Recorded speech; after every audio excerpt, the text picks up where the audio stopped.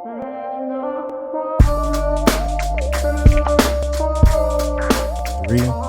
2, 1. What's going on, ladies and gentlemen?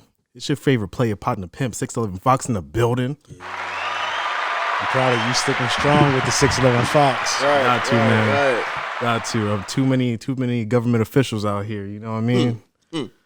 To my left, ran up a sack. That's all I got. I don't got a special one for you this week. It's cool, man. What's good? I'm sorry. It's cool, man. I live a special life. That's enough. You good? You good off that? All right, boom. To my right, always here, always clear, D-Swags. Yeah!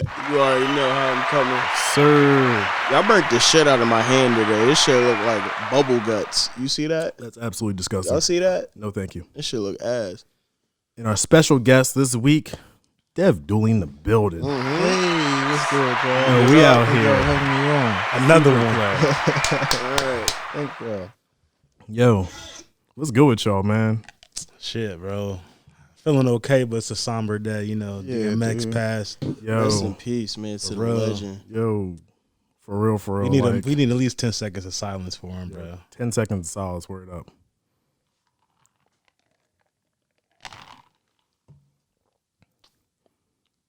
Yes, sir. I felt like that was 10 seconds. It was like 7, I'm but gonna it's finish my cool.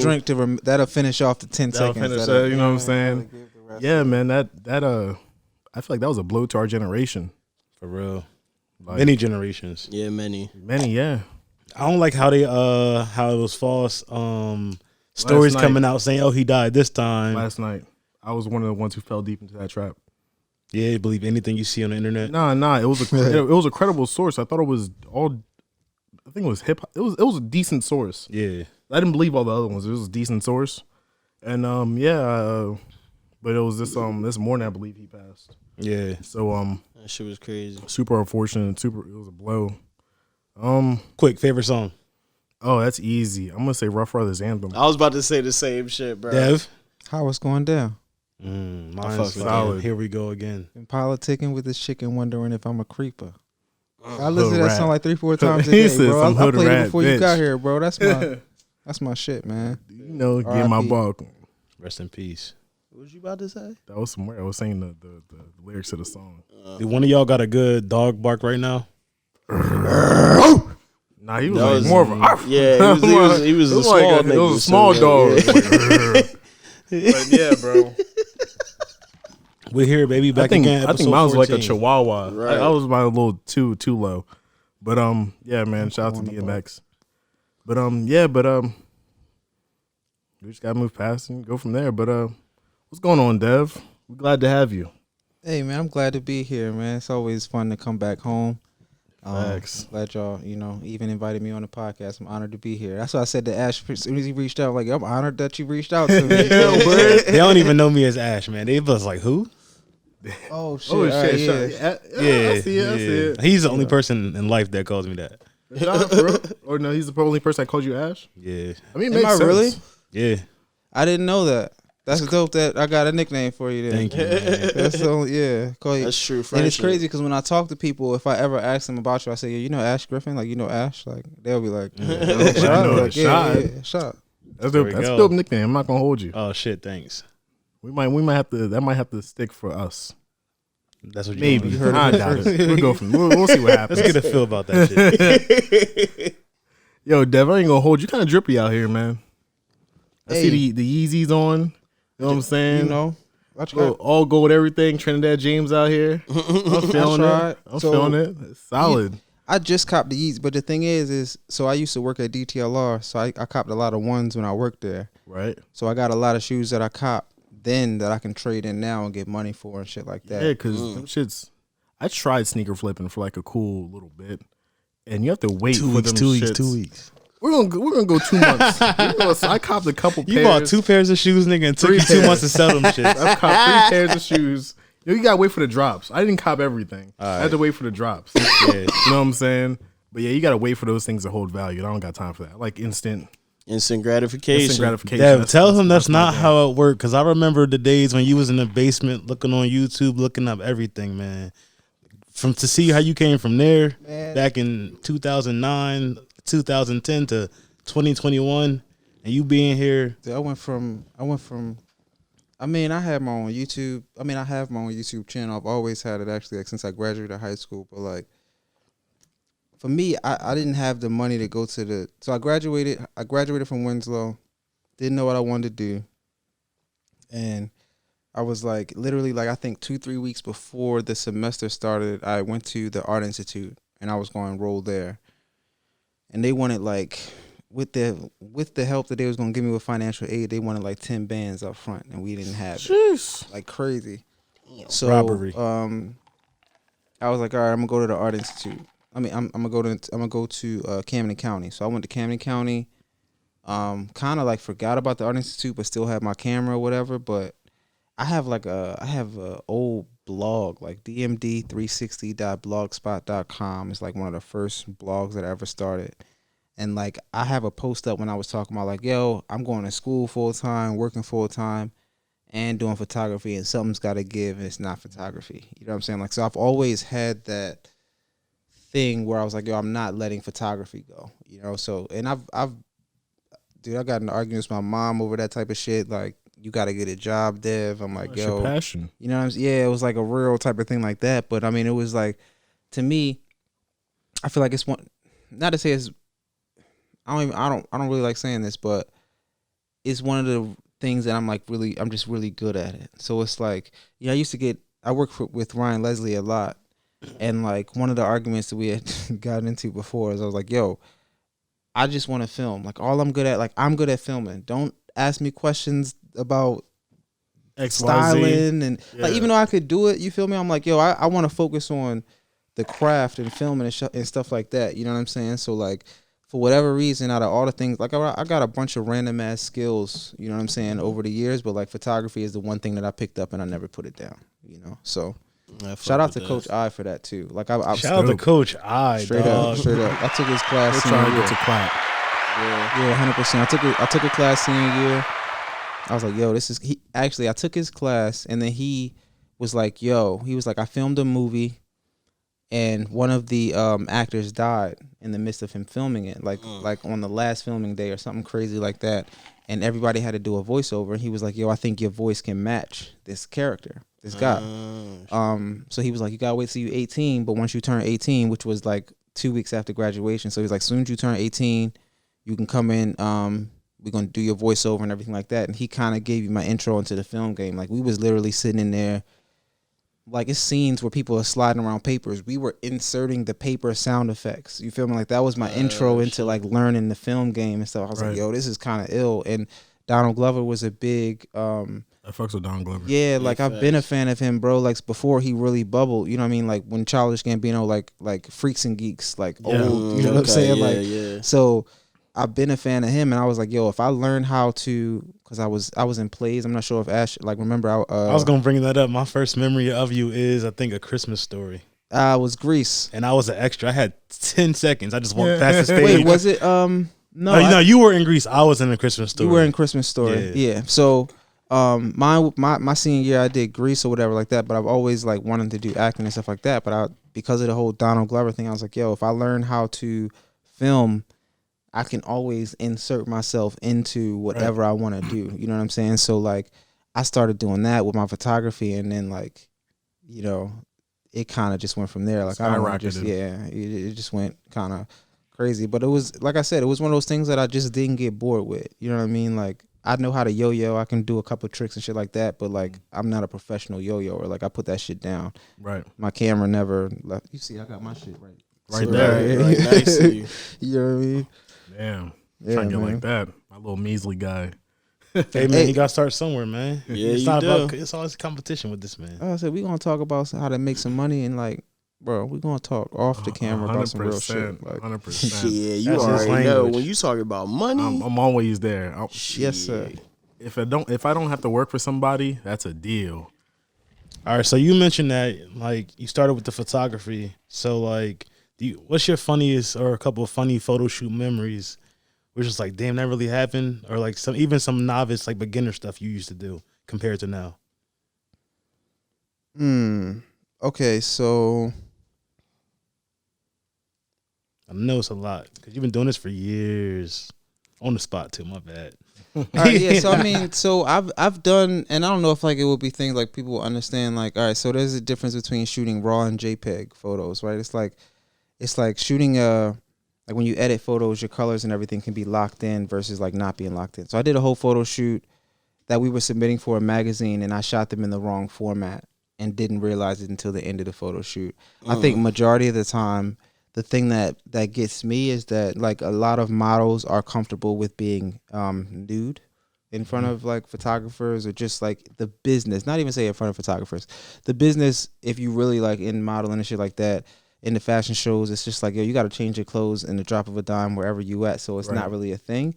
I have this thing where it's like, for me, it's all about comfortability, and I never want to make anybody feel uncomfortable on my set because my brand is like everything. You know what I mean? Like, it's just, I would never want somebody to feel like I did something to make them feel uncomfortable. You know what I'm saying? So like, I've just been on, like, imagine just us having a conversation, and then a chick just like, as she's talking to you know what I'm saying? She just takes her top off, like no bra on, takes her top off, she's talking to you, but as she's talking to you, she's like, yo, you seen titties before, right? And I'm like, it starts, you know, it's that type of thing, and I'm like, desensitized, right? Like, it's like, I've seen titties, but I didn't plan on seeing yours because I still want to, you know what I'm saying? So it's like, I'm gonna walk out, I'm gonna let you do your thing.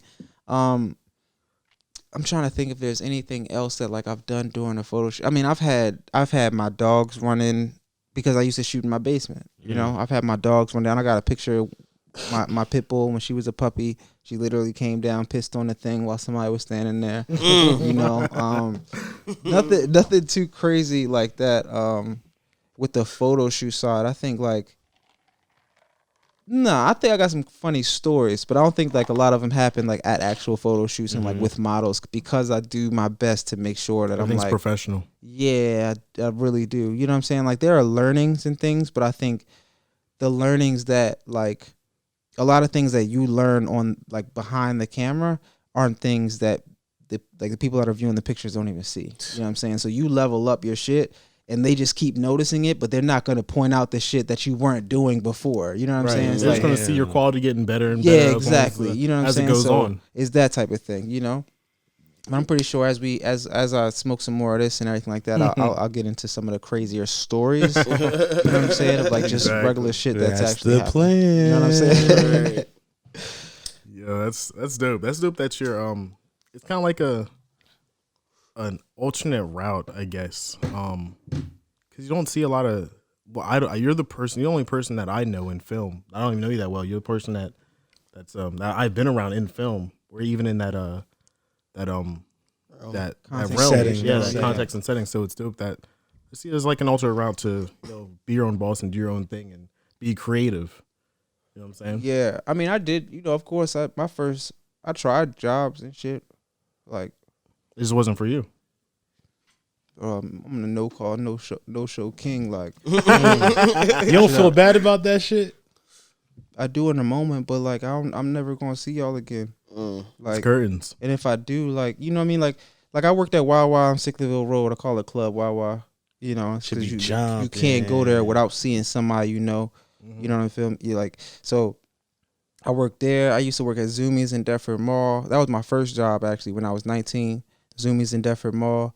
They actually didn't call me back, but like I worked at TD Bank, and man, that's not you at all. That's not you at all, man. Bro, I worked at TD Bank at the call center, Mount Laurel. Oh yeah, I worked in a call center. I know how that gets. So bro, I was working. The worst. I was working 6 p.m. to 2:30 a.m. Oh, you bugging. And I was going to school Monday, Wednesday, Friday. Jesus, you had a dream, bro.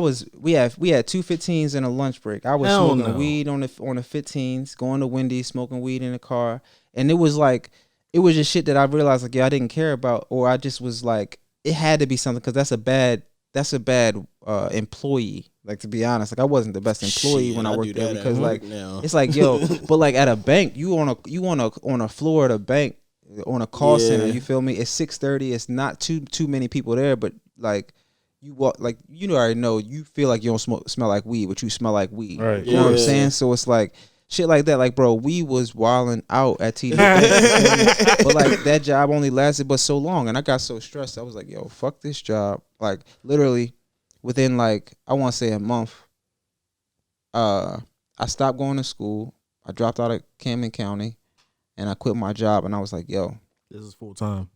gotta I'm be. doing this I full was like, time. I don't have nothing else. So like, it gotta work. And then 6 months later, not even 6 months later, I got my internship with Ryan Leslie. And then Boom. yeah, and then The from rest there, is I was history. like, That's what's up. Nah, the rest ain't history. We need some of this history breakdown.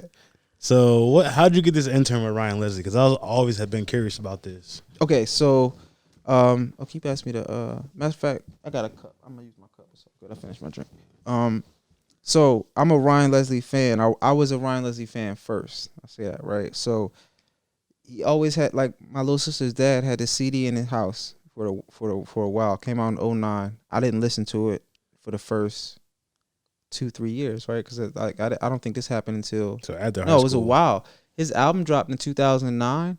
I didn't start working with him until 2014. So in like 2013, I started listening to the album, right? So 4 years later, I started listening to this album, like, yo, and I'm start doing my research, and he putting out all this dope content. I'm like, yo, this dude is ill. Like, I just want to shoot for him. Like, it was just the aesthetic of everything, you know. And at that time, he started his own fan club. So I joined the fan club. It was like he released a new album. It was $13 like for the album, or it's $13 to join the fan club, but you get the album and also exclusive emails, events, whatever he has going on.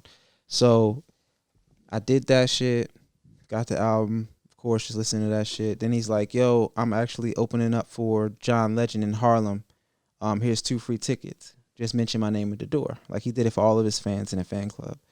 So I went up there with Jay Rich. You know what I mean? Shout out to Avenue Black. Yeah, shout out to Avenue Black, Herb Bain, you know what I'm saying? Went up there with Jay Rich. We took the bus.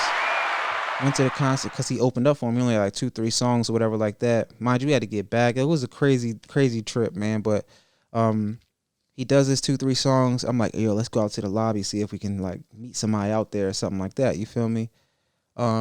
We get out to the lobby. I see like some people that's selling merch, and I see his drummer Keith and his guitarist Gabe. Shout out to Keith and Gabe. Now that we actually know each other, I was a fan at that time. But I'm like out there like, yo, you know what I'm saying? Yo, y'all, you the drummer and the guitarist, like real like fanboy shit. You feel me? Like, you yo, starstruck a little bit. Yeah, you know what I mean? Like, yo, what y'all get into after this type shit? Like, you know. But they kind of was looking at me weird, so I already knew it was like, up. fuck Like, outta here, young boy. mind you, I'm dressed up. Like, I got some dress pants on, a pink shirt. Like, I worked at a bank. You feel me? I worked at PNC Bank at the time. So you had all the yeah, I had on nice clothes. You feel me? I'm not at like a attire concert ready. clothes. You feel me? So Right. I'm talking to them. Then I go over talk to the people that's selling clothes, and it's this dude named Dre. Shout out to Dre because Dre is the reason like why I got my opportunity with Ryan. Like, Dre was out there. Dre was Ryan's right hand. Like, he handled the merch. He handled anything. Like, if Ryan had anything he needed to do, Dre was the person that consulted with Ryan first, and then like he's coming down. Dre's letting you know how everything rocked. You know what I'm saying? So I met up with Dre. We exchanged Twitter information, everything like that. That was that. I think a couple months later, or probably not that long. I probably was quicker than that. But like, yo, do y'all have a personal photographer, videographer, whatever? He was like, we do, but send over your work. I was like, all right, bet. I sent it. I'm also still being a fan. I'm sending Ryan emails. I'm like, yo, I know y'all on tour. How y'all, you know what I'm saying? I know it's like really like, and it's crazy because we see a lot from fans. Like when I did start working with Ryan, like we see a lot of that stuff from fans, and it's laughable. But I'm just like, yo, that's actually what it takes to get through. You know what I'm saying? From everybody else to like become the difference. Like everybody else might send one. But it was like, yo, be consistent. Here's Dev. Yo, it's consistent. Dev again. Not trying to bug y'all, but I know y'all on tour. You know what I'm saying? How is everything? You got to going? be a pest sometimes. Yeah, sometimes. You know what I'm saying? Consistency is key. I was doing all of that type of shit. So eventually, right, Dre hit me on Twitter and was like, yo, Dev, what's your number? And I'm like, I'm walking in Cherry Hill Mall. You're like, oh shit, bro, hold up, right? I'm with Jay Rich again. I'm like, because me and Jay Rich at one point we was like freaking frack, like yeah, you couldn't see one without seeing the other. So I'm in Cherry Hill Mall. I get off the phone, or Dre calls me or whatever. He's like, yo, we have an opportunity up in New York. It's not paid, but if you want to volunteer some time and shoot it, I'm like, bet, I'm there. This is when I still worked at TD Bank. I'm like, I'm there. Yeah. So how far were you in the photography game at that point? All right, so I bought my first I graduated high school 2009. I bought my first camera in 2011. So I had to be a year and some change in. Okay, so you had a little bit of experience. Gotcha. Yeah, and I'm like, when I first started off, I was saying yes to everything. You know what I'm saying? Like, I was working with anybody, everybody in Philly, trying to find a mentor. You know what I mean? Like, yo, I was just trying to do, like, no car, but just trying to figure it out. You know what I mean? So, capitalizing on every opportunity you can get. like, so I'm not sure if y'all have ever seen any ads from a guy named Nehemiah Davis, Neo DeViso. But he's from Philadelphia. He's a self-made millionaire now. But at the time, he was like running his clothing line, and he did a thing at the Apple store on Chestnut Street. And I went there. It was me, Kiana Brown, Ashley Perkins, I think her last name is. Like a lot of get it popping over here. You feel me? Yeah. So we all went there, and like literally from that moment, like we took the Lindenwold train back home, yo, and I was like, yo. Because they was just putting us on game. Like, they was doing trunk shows. They was like really like out here hustling and doing their thing. And I was like, yo, that's like, they real entrepreneurs. So like that ride home, I was talking to them. I'm like, yo, from this day on, like, we gotta go hard. Like, I'm gonna go hard in my photography. At that time, Kiana she wanted to style. She wanted to be a stylist. ADP was doing the hats. You know what I'm saying? So like, we was just like, yo, we gotta go hard with it. And you know, everybody goes on the path as they go on. But I was just like, I literally didn't stop with my photography, yo. I was like, photo, video, I want to learn it all. It's a movie set, yo. People's in Philly working on short films, yo. This shit look fun. I want in. What y'all need me to do? You know, a sponge to everything. I'm still a sponge. I will forever be a sponge. And I always tell people, like, never stop learning. Like, you, no, you can't. 100%. You know what I'm saying? Like, you never too good to do any. Like, I will work on somebody's set. It could be the first time, whatever, like that. But if you need me to move a light, bro, I'm not too good to move this light. You know what I mean? Like, I'm learning. I'm seeing how you do it. We all learn from each other. You know what I'm saying? So, to go back to that story, right, Ash?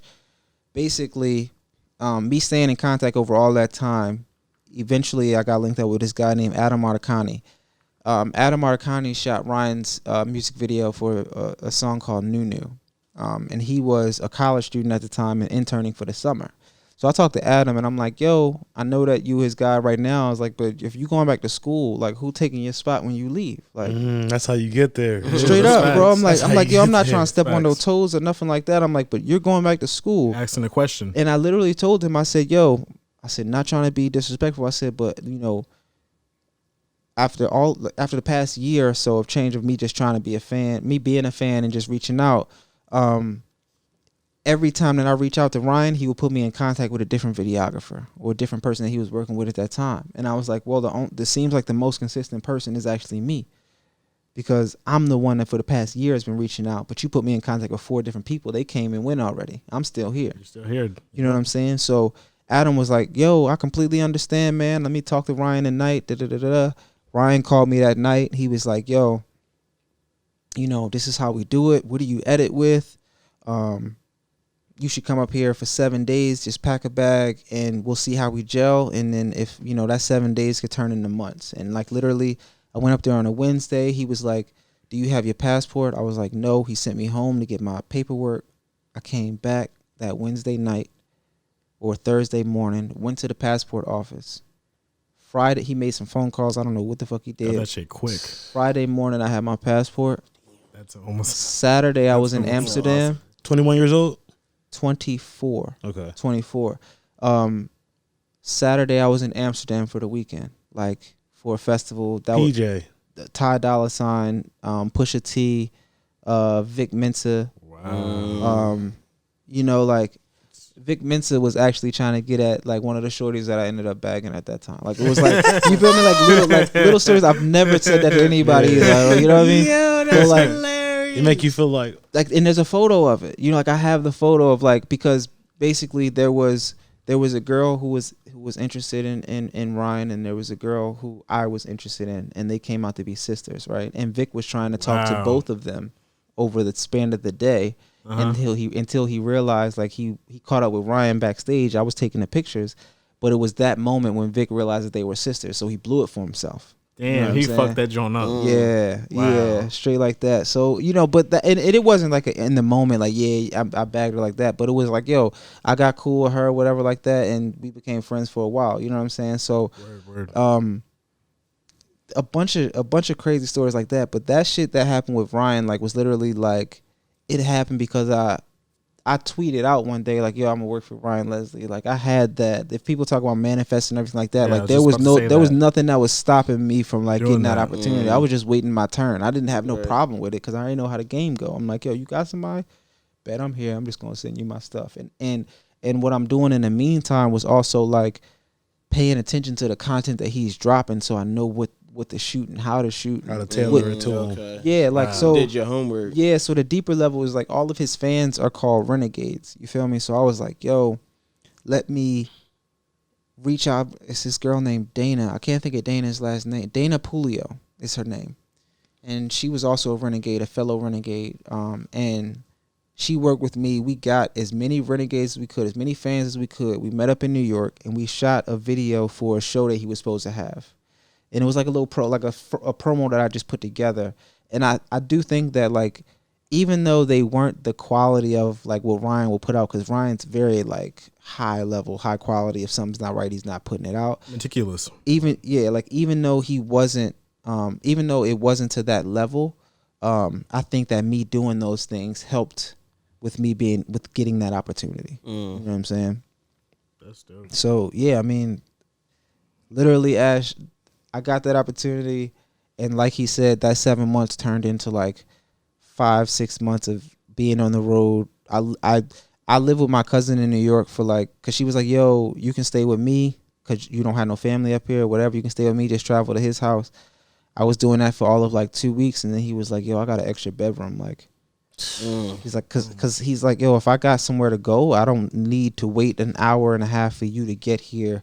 So that way we can go, because he likes everything to be filmed. You know what I mean? So he's like, just crash in the bedroom, and when we gotta go, we gotta go. Gotta go. And then that's when I really like learned the game, where like, yeah, like it's a real intense boot camp is what we call it. Like straight up, bro. It's really militant. Like it's a lot of content creators out there, but like if you work with Ryan Leslie, it's a different level of it, just because. All right, bet. When you first start off, you wearing all black, straight up. Like that's the dress was his code. thing? He looking at you like you crazy. He gonna call you out if you don't. You might have to sit in the lobby for 2 hours. Like you're gonna earn, you know what I'm saying, the wings. But he's also gonna teach you the game. Yeah. Like one of the first conversations he had with me when we sat down, we sitting in his apartment, and he was like, yo, who's your favorite photographer? One of my favorite stories. I'll never forget it. He's like, yo, who's your favorite photographer? And I was like, it's this dude named King Loomis. And it was like some photographer from Miami who like took like bathing suit, like, you know, sexy women, whatever. Right, I'm like, right, yo, right. he's a dope photographer. And he was like, oh, okay, cool. Let me show you who, he's like, you know who Mario Testino is? And I'm like, no. He's like, you know who Terry Richardson is? No. You know who Paolo Kadaki is? No. You know who Annie Leibovitz is? No. And he was like, okay, cool. These guys all have Vogue covers, the magazine covers that you see on the newsstands. These are the people that shoot those. And he was like, in life, like, if you don't know who the best is or something, then you don't really know who you aspire to be. And at that, and you feel me? And at that point, I was like, oh, like I Shit, get it. like, Like, yeah, oh, that's why shit. everything has a reference. And like, you like, yo, where, like, you can watch videos now or any type of content now. You can almost see where it's coming from, because it's coming from the greats. Like, art, everything like repeats itself. all you know type what of I'm art. saying? So it's like, yo, don't reinvent the wheel. Like, it's already been done for you. It's just like, yo, you got to know how to do it, because I could show you a video and literally, you could take a video that Ryan Leslie did, Chris Brown did, or whatever, and you can take shot for shot. You can compose it exactly the same, and it's not going to be that. It's not copying. It's going to come out your way. Yeah. Right. No matter how much you It's try to, it's still your shit. Like, so you got to know who the reference is. You got to know who the best is. And that's where, like, that's what comes into doing the research and everything like that. And I think that that's what we forget when we first start off. So Dev, there's a viewer of ours, right? I told her you were coming on to the show, and she's just like, who is it? I was like, yeah, my boy Dev Dooley. She's like, Dev Dooley? And she's like, let me see a picture. So I showed her a picture of you. And she's like, oh my God, like, I know him. I used to babysit his sisters. I know So exactly what you're talking about. So yeah, this is probably like 6 years ago where she met you and all that shit. So you used to work for your mom and all that shit. So she sent a gift for you today. So I'm about to go get that real fast. Oh, she did it. She did. Let's see. We'll be right back. Whoa. The camera rolling? Of course it is. I don't even ask that. The camera's always rolling. It's always Send rolling. a gift. So what do you have there? Is that a Canon too? Yeah, this is an R6. I built it up. I rigged it up. I got a series. It's like $4 grand I just spent. Yeah, because I was broke. So it's worth it. Oh shit. What the fuck? This is from her grandmother, isn't it? This is from my grandmother. Chocolate cake for you. She made this shit for you. She said 6 years late.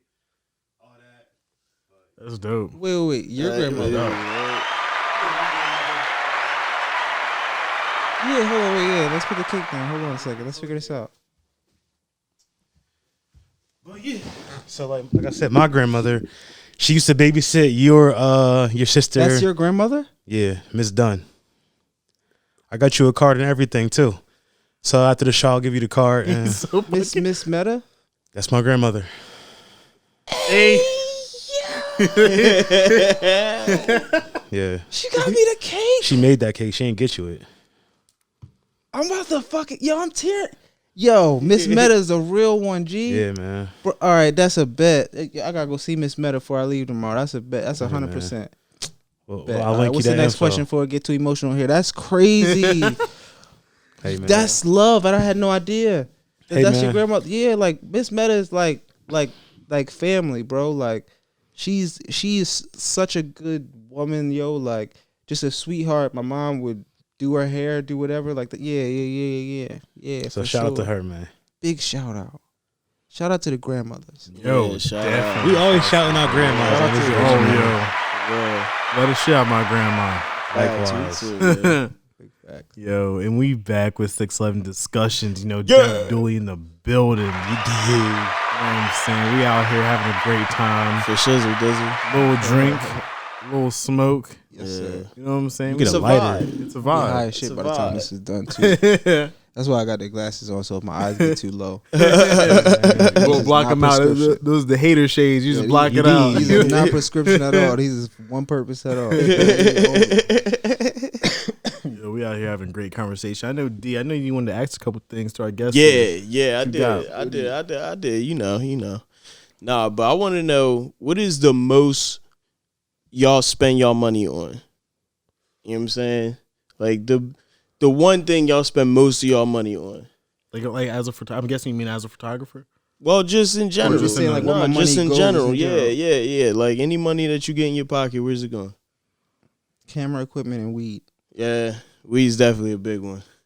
I buy, because especially with my girl now, like we smoke a lot of weed, Mm-hmm.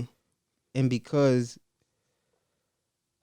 I can now, like I don't like to be a excuse me, I don't like to be a stickler with the weed. Okay. So if you go to work, smoke a blunt on your break. Like I don't want to be like, yo, you smoked all the weed. We just want to get more. Right. You Yeah. feel me? But with that mentality, I spend a lot more money on weed. You feel me? Because I just like, fuck it, I'm gonna smoke a blunt. Especially because it's two of y'all. Yeah, you feel me? So she at work and I just feel like smoking 2 blunts. I'm gonna smoke 2 blunts. Like, you feel me? So we go through. We try to we probably grab a half like every 4 days. Yeah. You know what I'm saying? Like, Sounds about right. you know what I mean? And that's Damn. Smoky. Shit, Yeah. how long will it have? Because every time we smoke, you figure we smoke. She smokes in the morning before she go to work. She smoke on a lunch break. If I have some with me, like I break out, I smoke 1 during the day probably. We smoke 2 at least when she comes home from work. Like just as like Just chilling in the relax, car chill, vibe type of thing. Calm down. Go in the crib, chill, and then before she go to bed at night, we probably smoke again. So we go through a lot of blunts, like, but it's part of the life now. Yeah. We're used to it. Hell yeah. Dutches or papers? Dutches. That's a lot of Dutches. Come I on, know. man. You see when I gave my boy, I know. I was curious. I'm curious about preferences. You know. What you I'm know saying? your guest. I love me some papers, but But you- Dutches do come in handy. What you spend your bread on, swag? Shit, food. I whole lot of fucking crab legs. Yo, you already know. I'm not gonna hold you, Drugs bro. and crab legs. Yo, when I said like we've been eating crab legs, Listen, it's bad, nigga. bro, It's so Yo. bad. You need to go to Be More with him. We got bad, a problem. bro. Yes. like for Come the down. past, Yes. Come down. Let's get some blue crabs though, not crab legs. bro, I'm blue eating crab. You You said any levels to the crab. I'm crabs. with it. Yeah, like I mean, like crab legs is cool. That's bougie. That's like bougie. It is very bougie. That's like like you said, crab boil. You take a chick to a crab boil, she's excited. You know what I'm saying? Like yeah. I like Damn, the you just whole like referenced yo, the we gonna episode. crack some beers open and we gonna crack our own crabs. Like That's literally, like some You get blue the crabs. blues, yeah. You get the ones, Hell yeah, and you bro. go crazy. Yeah. But we, That's a whole day. You don't need to do nothing else. Like that's your Saturday. Yo, what y'all trying to do? Yo, we gonna get some crabs. Bring some Coronas through. Bring the And we speakers gonna- through. and some Henny. Yo, that's a you gotta party. have a Henny. What? Don't forget the cards. Henny, Come on, Henny. bro. Can't- cards? What? Otherwise, you gotta Cars do what? or You gotta Dominoes. find out a bunch of different foods, cook a bunch of different shit. Crabs, you get one thing. Yes, One sir. thing, that's Crabs it. and shrimp, and then you Mhm. figure That's out, it. you know what I'm saying? Maybe some corn Maybe or some something. But like Corn, come on, man. potatoes, some yo. clams. I'm Potatoes is crazy. Man, these niggas hype as shit. He agreeing. Fuck out of here. Hey yo, fuck you, dog. Yeah, fuck you you just back. don't know how We- good Pause. this shit is. Yo, we probably spent a cool, I don't even know, since your birthday. How much? Nigga, that was have we- Bro. 2 weeks ago. Bro, listen. Every time we get it, we spend $60 a person. $60, like that's a minimum. Yeah, minimum. God Yeah, damn. what The up one with time seafood? we spent 75. Yeah, like Oh my god. it's Where y'all been going? crab du jour. We used to get them from ShopRite. Yeah, we But used to just go. That was to like shop, that was right? like $40 a pound. Then we went to crab du jour. That's $35 a pound. I'll say Got that a $5 king all crab day. legs, Where's that yeah. at? It's right there in what's that, Turnersville? So 42. Yeah. On Black Horse It's Pike? on 42 right by the DMV, a little bit past there. Yeah. Where Right before what that used to Arby's. be the old Wendy's, yeah. Yeah. Right before Arby's over They there. turned it out. Okay. Yeah. What we on? That shit crack. that So you shit- crab leg, Seth? Yo, that shit. What? That's where your money going? Nah, Crab my legs? money goes to alcohol and crab legs, as of recent. Yeah. Nothing wrong with that, man. Having tough times? Nah, just alcohol's always been a thing in my life. We all know this. Yeah, I know. Yeah. For our new know viewers this. who didn't know. Yeah, I probably like my liquor bill, like for a fully stocked liquor cabinet, is probably like $200. Shit, you spend bread on liquor. Probably I ain't even going $200. I'll give it so to that's you. the thing that you do. You keep your shit stocked. Yeah. Like that's like Yeah. Keep it stocked. drinking is your thing. Yeah, that's my thing. That is. What's your favorite kind of Gin gin? all day. Tanqueray, Bombay. Mm. If I'm down bad, I'll go get some Seagrams. But When are you ever down bad, nigga? yeah, you right.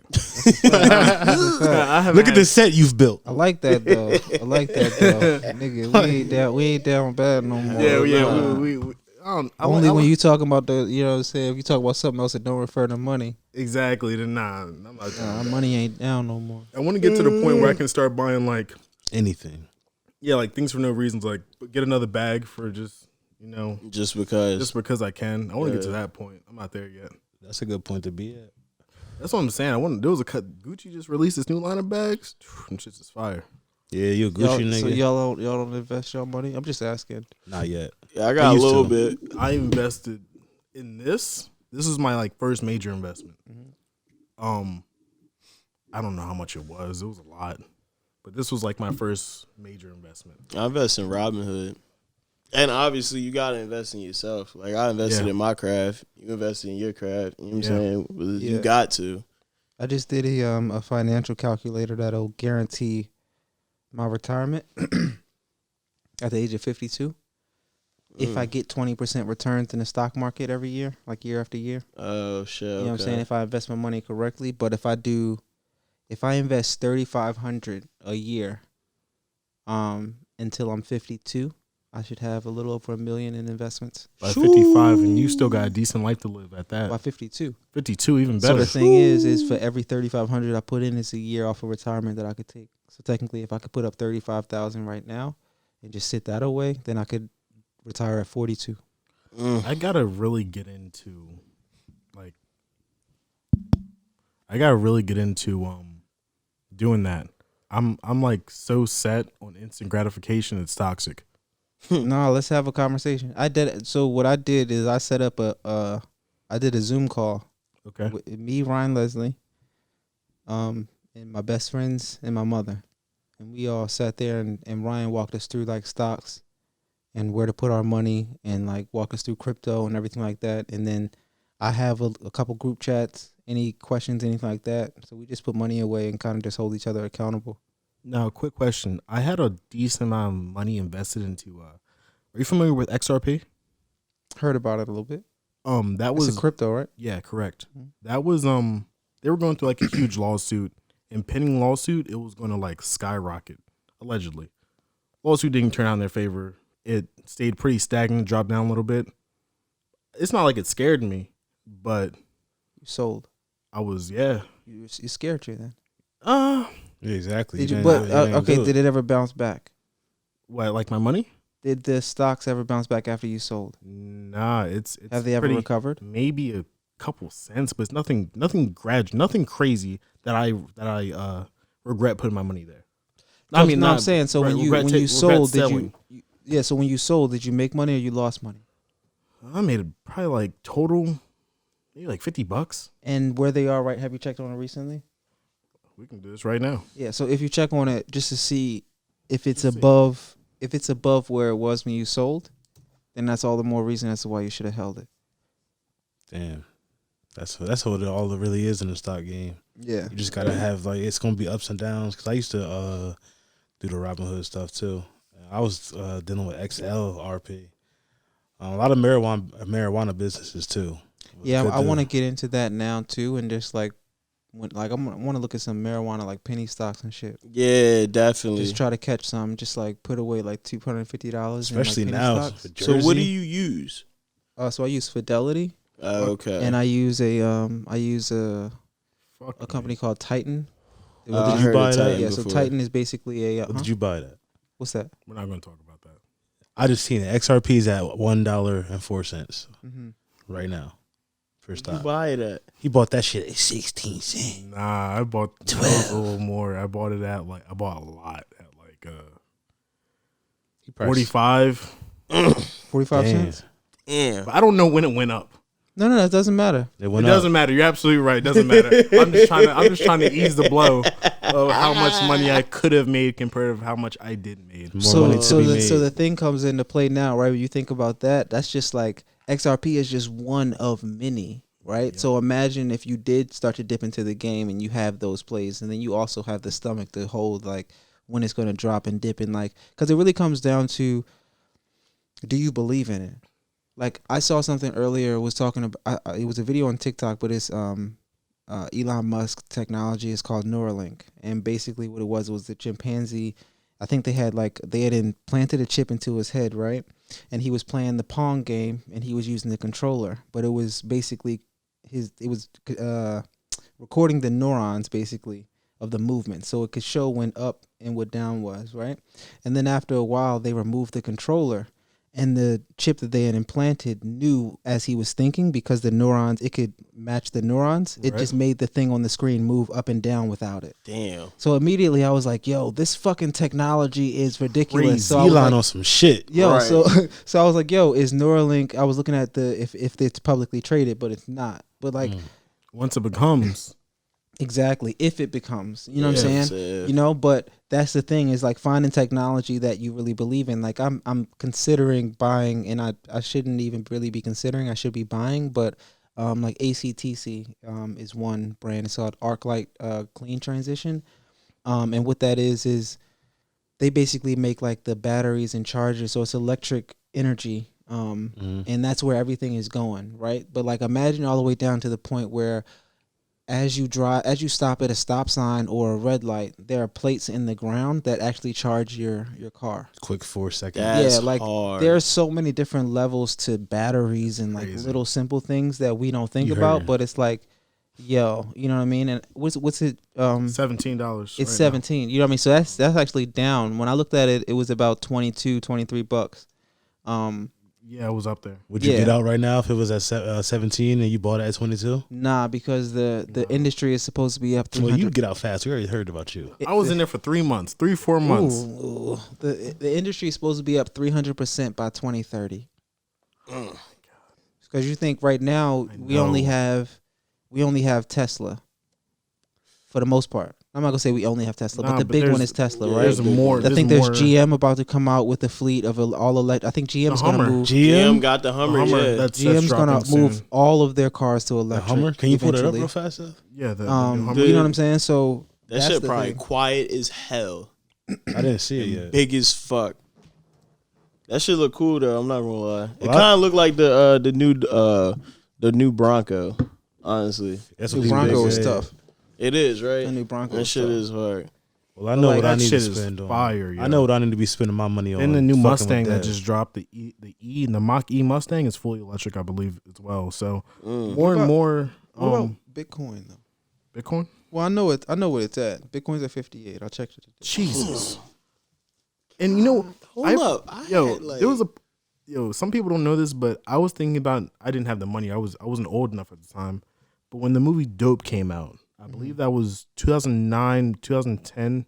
Around that time. And the main character was talking about Bitcoin. Imagine if you bought it then. Up. You Would be the up word. crazy. Millionaire. Of course. And I knew about Bitcoin when I worked with Ryan. I just was too young to even like. He probably was on Bitcoin. Oh, for sure. He has. Yeah. He's big on Bitcoin. We talk about that all the time. I'm actually thinking about releasing an NFT. What y'all think about those? what is it?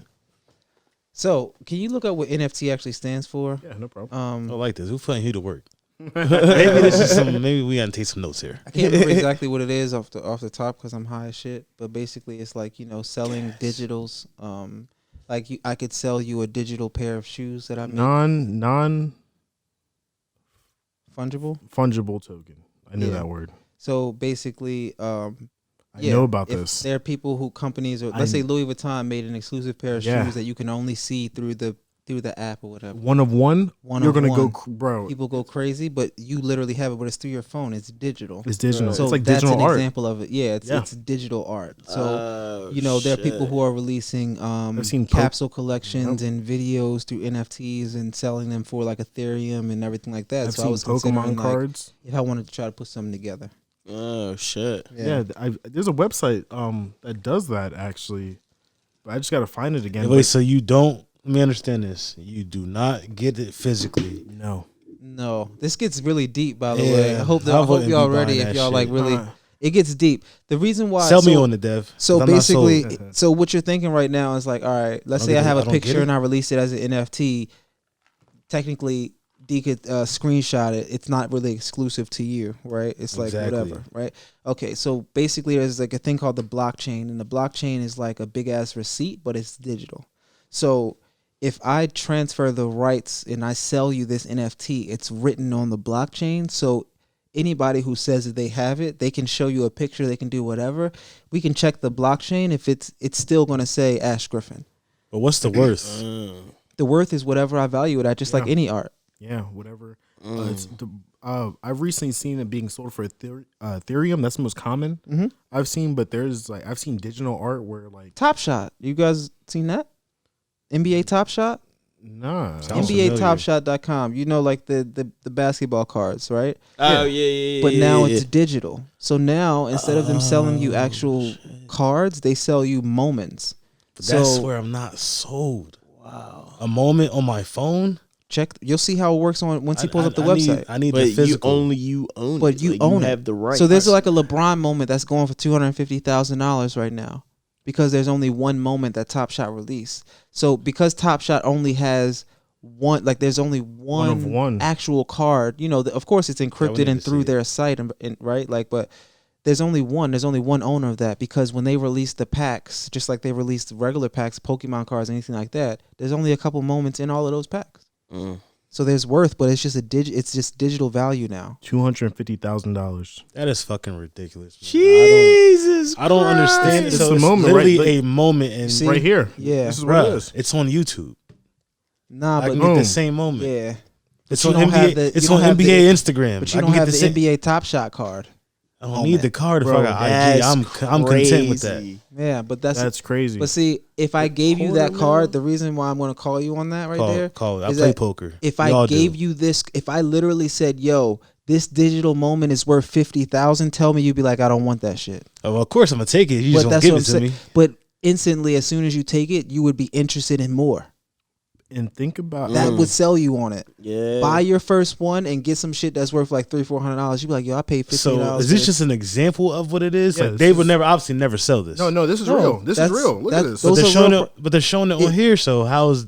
Look at But this. that's just what the moment is. It's letting you know what your purpose is in your collection. It's the same thing as if I say, yo, this is a red Charizard. I mean, this is a crazy Yeah, that's some Charizard. collector's item shit. That's not my Yeah. style. Yeah, bro. I can see how people can get into that. So imagine 100%. artists, you know what I'm saying, like who are just like That's release crazy. like crazy one of ones, and they're like, yo, this is your digital art, this is your whatever. Like people are getting rich off of NFTs Extremely already. rich. So like I have some photos that, and I'm torn on this idea, but I have some photos that I took of Nipsey Hussle in the studio, in his studio when we were in LA, and I'm like, yo, like, is there anything that I can do with these and then release them as an NFT to like a Nipsey Hussle fan or somebody like that? You know what I'm saying? Like, Yeah.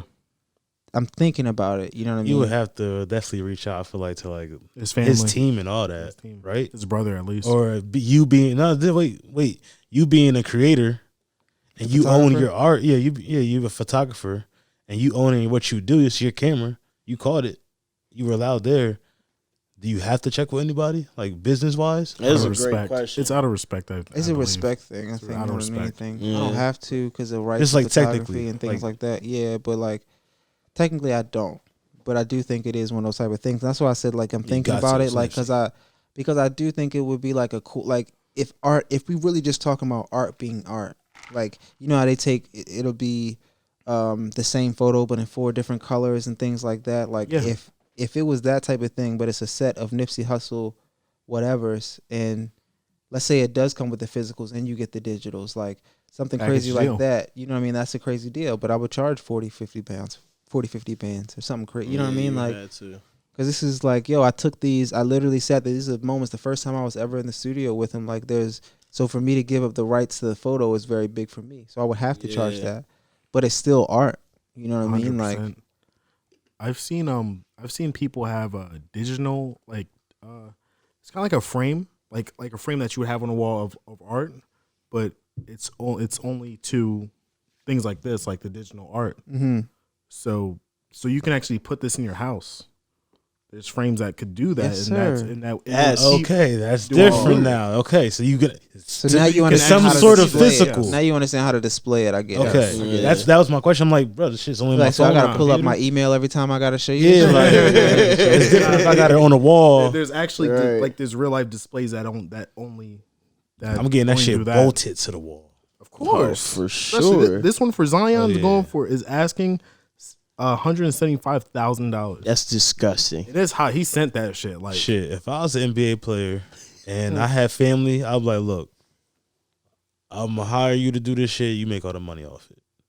yeah, Bro, got Put your it. family on. Yeah, you put your family on. But with stuff like this, it's the same. It's the same with like trying to get sneakers. It's still hard to get in. Yeah, I'm an NBA player in this sense. I Yeah, can like pay you can't my way just in. go on right now and just like buy a pack. It don't work like that. Like they Yeah. like, yo, it's gonna be a drop tomorrow at 9. Everybody in the world. That's why I gotta hops get in ready the for fucking tomorrow. The queue. fives is going to drop. I gotta get ready for those. Yeah, dude. Like it's the same way. So either you hop in the queue. If you make it, you make it. How many people do you think hop in the queue? If you had to randomly guess, throughout the Over country, like or hundreds of thousands. hundreds of thousands. Yeah, hundreds of thousands. People. So that's That's like a lot of that's like the competition. top 2% in the world. Just think about how financially or something easy like it is. that. The packs are $15 to start off with. It's like I think they give you 3 moments in a pack, but it's not guaranteed what moment you're gonna get. You might get a low. More than likely, you're gonna get a normal card, right? And they're Like sold out right like now. regular. But yeah, see, like it's sold out. So All there of are them certain times where they Are sold out. they sell out the same day. Now this is instant gratification. Yeah, Not instant, but it's instant enough for me. yeah. I like this. That's a fun way to play. That's a fun way to I play. like this a little. I might put a little bit. Anybody of got bread in another there. Dutch, by the way? So is there? We only got papers. So is there a way where are people trying to like flip these now? Kind of like you 100%. said, a sneaker sense. Yeah, anybody you know, for the most part, that sells that used to sell Supreme and flip sneakers and stuff like that, if you ask them about NFTs, they probably like know something about or into it or something like that. That's NFTs. This one right here is like a legendary going for $230. What is it? for a pack. For the pack. Which one? And What pack is this it? is the legendary pack. Legendary pack. So Jesus. 935. Oh, see, not of them $15. sold. They're more than that. Boom. No, there are some. Like you're right, like common ones or a base set. You get $12, $9. Yeah, of course. But then you got rare ones that go for $60 and It's on some 2K shit. yeah, Right? And you don't get the You see what I'm pack with that saying? play. Like, I'm yeah. 2K tournament April 17th. Yes. Bring your A game. Yes. 2K tournament, 611. PlayStation. 300 to win. PlayStation? Yeah, you play? Nah, not on Man. PlayStation. He's too busy, man. Play on Xbox. Yeah. Damn. He a gamer. It's gonna Yeah, get stream rowdy it though. I anyway. tune in. Stream it. Oh, it's gonna get super side bets. I mean, Oh yeah, I'm in the chat. I'm in the chat. So we gotta posting- stream this. I'm posting cash apps in the chat. Everything. course. Calling people bets. Like yo. Oh, yo, hell yeah. I got this. Hell yeah. You said plus 15. Run it. I need that. I need all of that. I got 50. Cash on it. at ready. It's really good. Yo, Nah, we have motherfuckers just gonna log off the live. Fuck you thought. yo, and we'll be back with more 611 discussions. We'll just play it. It's like You your know. boys' crib and shit. Yeah, I would just Yeah. play it when the homies came through. True Crimes of New York. Yeah. Now True- that LA game, Confidential. What? I remember True Crime Streets of LA. You could play as Snoop Dogg. Yeah, bro. They don't make Which one was the games. first one? New York, right? And then LA. Yeah, then LA, yeah. Yeah, I believe so. Yeah, think think it I it was would like- New download York that first. game right now and play it. bro, you ain't lying. The game is worth it. They had bro. the best storylines. They And did. of course, you can't forget the OG, triple OG, San Andreas. But that's a cheat code. I mean, we already know that. Oh. Sleeper game. I was I thinking don't about LA Raj. Noir. Oh shit! played Here it. we go again. Never played it. You never play LA Noir? Never played it either. Is this I the know what high- you're is talking this the high about. kicking it? Oh shit! Okay. Detective shit, man. I like Yeah. it. I like it. I always wanted You to said play what? it. I'm getting baked over here. Right Yeah. Hey, man. It just started like smacking me too. I'm about to put my glasses back on. Shit. Hey, eyes real low. Yo, I feel it like, oh, all right, yeah. and we back Yes, sir. again. 611 discussions. 66666. Nah, I don't condone that. No, Hey, that was man. That was Drake, bro. That was Drake. Yeah, I know. Six God. 6 God. 6 man. This ain't the 6. This ain't Lou the 6. This is the 85. This is the 856. It is. It's It the is. glass. Yo, shout out You didn't DMX, say man. 609. Yo, I used to shout say, out. I used to feel like that, like when I was listening to Drake living in Sicklerville. I used to have my weird little like Phase going yeah, on. 'cause Drake like, loved he said DMX 6, I though. was like Sicklerville. I was like, all right, so we the 6. We the 6. Yeah. We the 6. I get it. I see what you was doing with that. I tried it. I never said it publicly though, because it was like, was trying to clown me for that shit.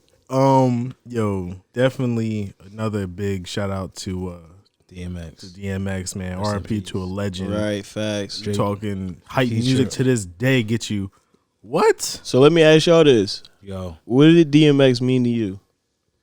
who's starting it? I'm gonna be honest. Like I was a big fan of DMX. But also saw a lot of he had a lot of demons. Yeah, He for was sure. and he was consistently fighting his demons throughout his career. His struggles with drug addiction really it plagued him. Like he did some wild shit. And but Didn't take away from it who he didn't- was it though. didn't- and not at all. I actually saw DMX I was at a concert in the Bronx.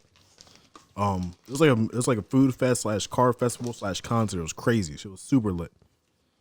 And I was at the food truck and he legitimately was like, "Where you are, Dev?" He just walked by. And all it was kind of like a weird moment because like You can't all be I a heard- fanboy. yeah, all I heard was the boy who had the food truck. He said, "Yo, X." I'm like, no shot. I said, this nigga not behind me. I turn around, and it was DMX. He was only with like 2 dudes. Yeah. He had a nice chain. It wasn't like flashy though. It was just a nice chain, long white tee, jeans, and some Timbs.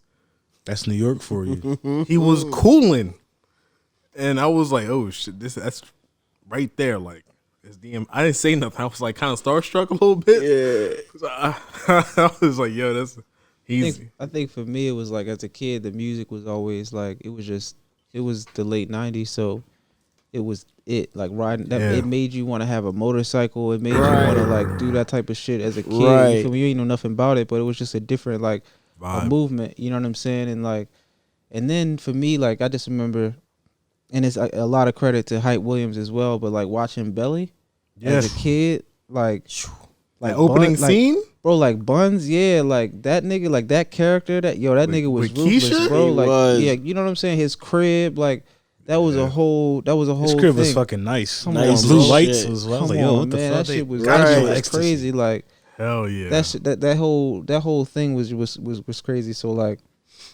you just feel it. You feel me? It's like we all feel it. It was a Energy. part. It was literally a part of our childhood. You feel me? Like it's not a Yeah. lot of artists that like now we know how.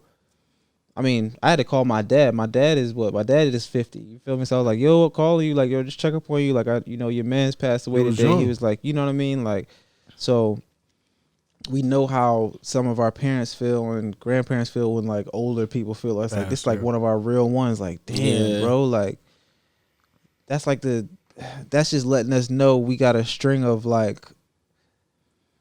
I hate to say it like this, it sounds morbid, but death's coming Yeah. amongst the our favorite celebrities, the ones that we grew up with. You know what I'm You saying? ain't Like, wrong. damn, bro, that shit's wild. Super wild. But again, we're gonna say it as many times. Like, rest up. You feel me? Like, It's I think easy. that the coolest thing about all of the fans and people that actually knew him or whatever was like, I feel like there's a comfort that everybody know with the type of person that he was. Even like you said with his demons, like you see how strong of a person he was with prayer and his relationship with God and Yeah. everything like that. He's Like, very bro, he religious. good, Joe. Super Like, religious. he's fine. You feel me? Like, and also, not to take it there, but to take it there, I've also been doing like, not research, but just looking into certain shit and like really what afterlife actually is. Like, he's fine. Of course. Like, I think the hardest part about death that we all don't like is the fact that the selfish part of it is that, like, damn, bro, we not even going to be there no more to see and talk to them no more. We missing out on that. Yeah, but he's Yeah. good. You know what I'm saying? But, like, Solid. He probably Like- performing with Biggie and Tupac right That's now. what I'm saying. Yo, them concerts in heaven might going to be crazy. Crazy. it's a documentary on Netflix that talks about, like, life at, like, people that had, like, near-death Yeah, I experiences saw and shit that. like that. I Like, saw that. Yeah. like, yo, it changed not changed it, but it added a lot to my perspective of, like, how I feel about afterlife and everything like that. Like, everybody said, like, or a lot of people said they're more disappointed when they come back. yeah.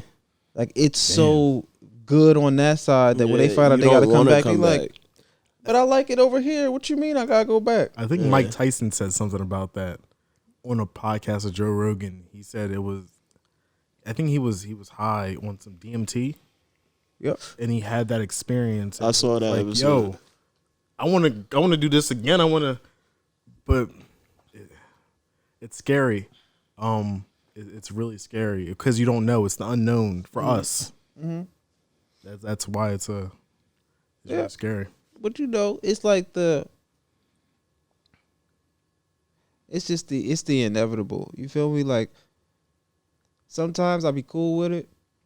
Right. Sometimes I smoke a blunt and go down that tunnel like shit. Like, yo, one day I'm not gonna be here no more. You feel me? Yeah. Like, but even then, like, man, that shit happened to everybody. You feel me? Like, Yeah, it's the only thing we're promised in this life. Death and taxes. I had a dream, right? I was on a plane. This is one of the most vivid dreams I ever had. I have a lot of them, actually. Like, I think, like, if people have, like, gifts, I think, like, that's one of mine. Like, my dreams. I got some crazy dreams that I have, right? But, like, one of my dreams I had, I was on a plane, and I was in the aisle seat, and I could see, from the aisle seat, I could see all the way down into the cockpit. Like, I could see where they were sitting at. I could see through the window, right? And we're flying or whatever, and all of a sudden the plane starts to like nosedive, right? And we're sitting there, and I could see, like, you could see a city, like, we're like coming down. It's the most, like I said, most vivid dreams I've ever had. One of them, and at the last second, like right when the plane was about to crash into a building, the only thing I did was like I just closed my eyes, and then I woke up. And I realized it, and it was like, even in my dream when I woke up, I was like, yo, I didn't panic, I didn't do anything, because in that moment, I'm pretty sure I would react differently in reality, right? But what I learned is, in that moment, what else can you do but accept the fact of your fate? Yeah. So it was like a very peaceful thing where I was just like, in my dream, I was like, and then I woke up and I was like, oh, that was a dream. Like, woo, woo, you know what I mean? But it was like, yo, I had a dream similar to that, except I didn't wake up. All right, so here goes the dream. Me and the homies, we was just in a car, and we was driving real fast for some reason. I remember it was snowing, and it was dark out, and all of a sudden we hit this bend, and I just get ejected from the car. And I remember feeling the snow hit my face, and then I hit the ground, boom. But I was expecting to wake up. I didn't wake up. I just saw all darkness for like a cool solid, it was probably like 5 seconds, but it felt like 20, 30 minutes in my eyes. You know what I'm saying? And then all of a sudden, then I woke up. That shit, I'll never forget. When I woke up, I was like, damn, all right, well, I'm not scared of death. You know what I'm saying? It's going to happen. You know what I mean? So if it comes, it comes.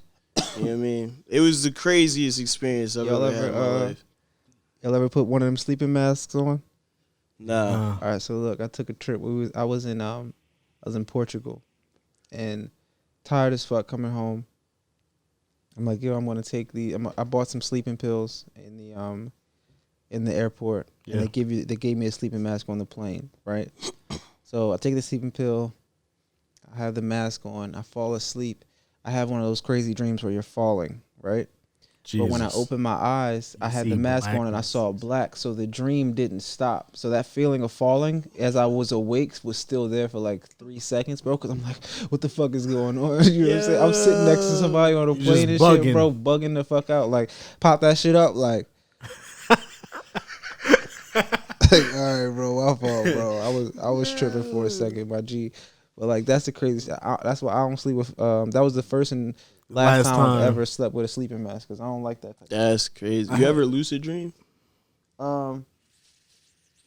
I've never lucid dreamed. I've had some. I feel like I've had family members actually come in and actually like talk to me and like shit like that in my dreams though. Yeah. Like and I don't know if it's, you know, there's a part of it that's like, yo, is this actually like real or is this just a feeling? But like, my grandmother passed away in 2009, and the week of her funeral or whatever, like it was the first time I ever woke up and I was actually crying in my sleep, right? Mm-hmm. So I'm in the kitchen, I'm in her house or whatever, she's in the kitchen cooking like she normally was, and the phone rings, and the doctor, and it was a doctor on her phone. He was like, yo, hey, it's like, you know, is Rachel Sims there? And I'm like, yeah, but you know, she's busy right now. And he was like, all right, just, you know, just call and let you know that all of the symptoms and problems that she had, like, are gone. Like, they're done. Mm.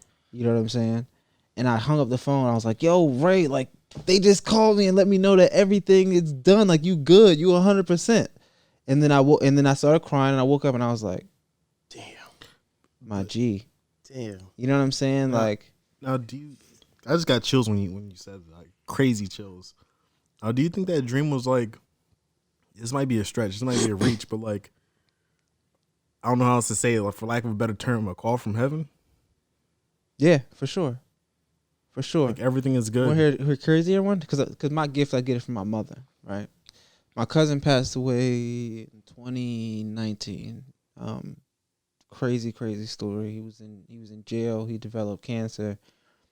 They moved him from jail into the hospital, but they didn't let anybody know. And he was paraplegic, like he was in a wheelchair. So, they moved him to the hospital, but they still cuffed him to the bed and everything like that because he was technically property of the state. So he developed like bed sores like crazy and all this type of stuff like that.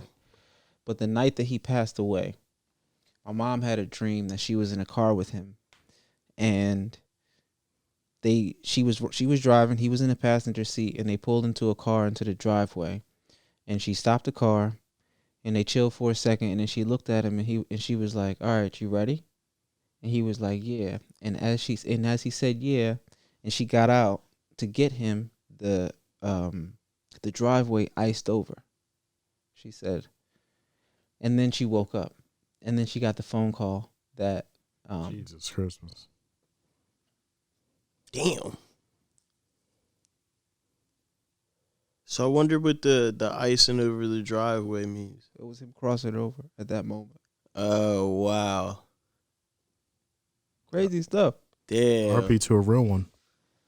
You know, Talk about chills. Sheesh. crazy stuff. I had like my uncle came to me in a dream when I was young and was like, and it was a weird one. I didn't understand. I mean, he passed away in 01. So my mother's mother, you know, I have a long line of drug addiction in my family. That's why like weed is like one of the only things.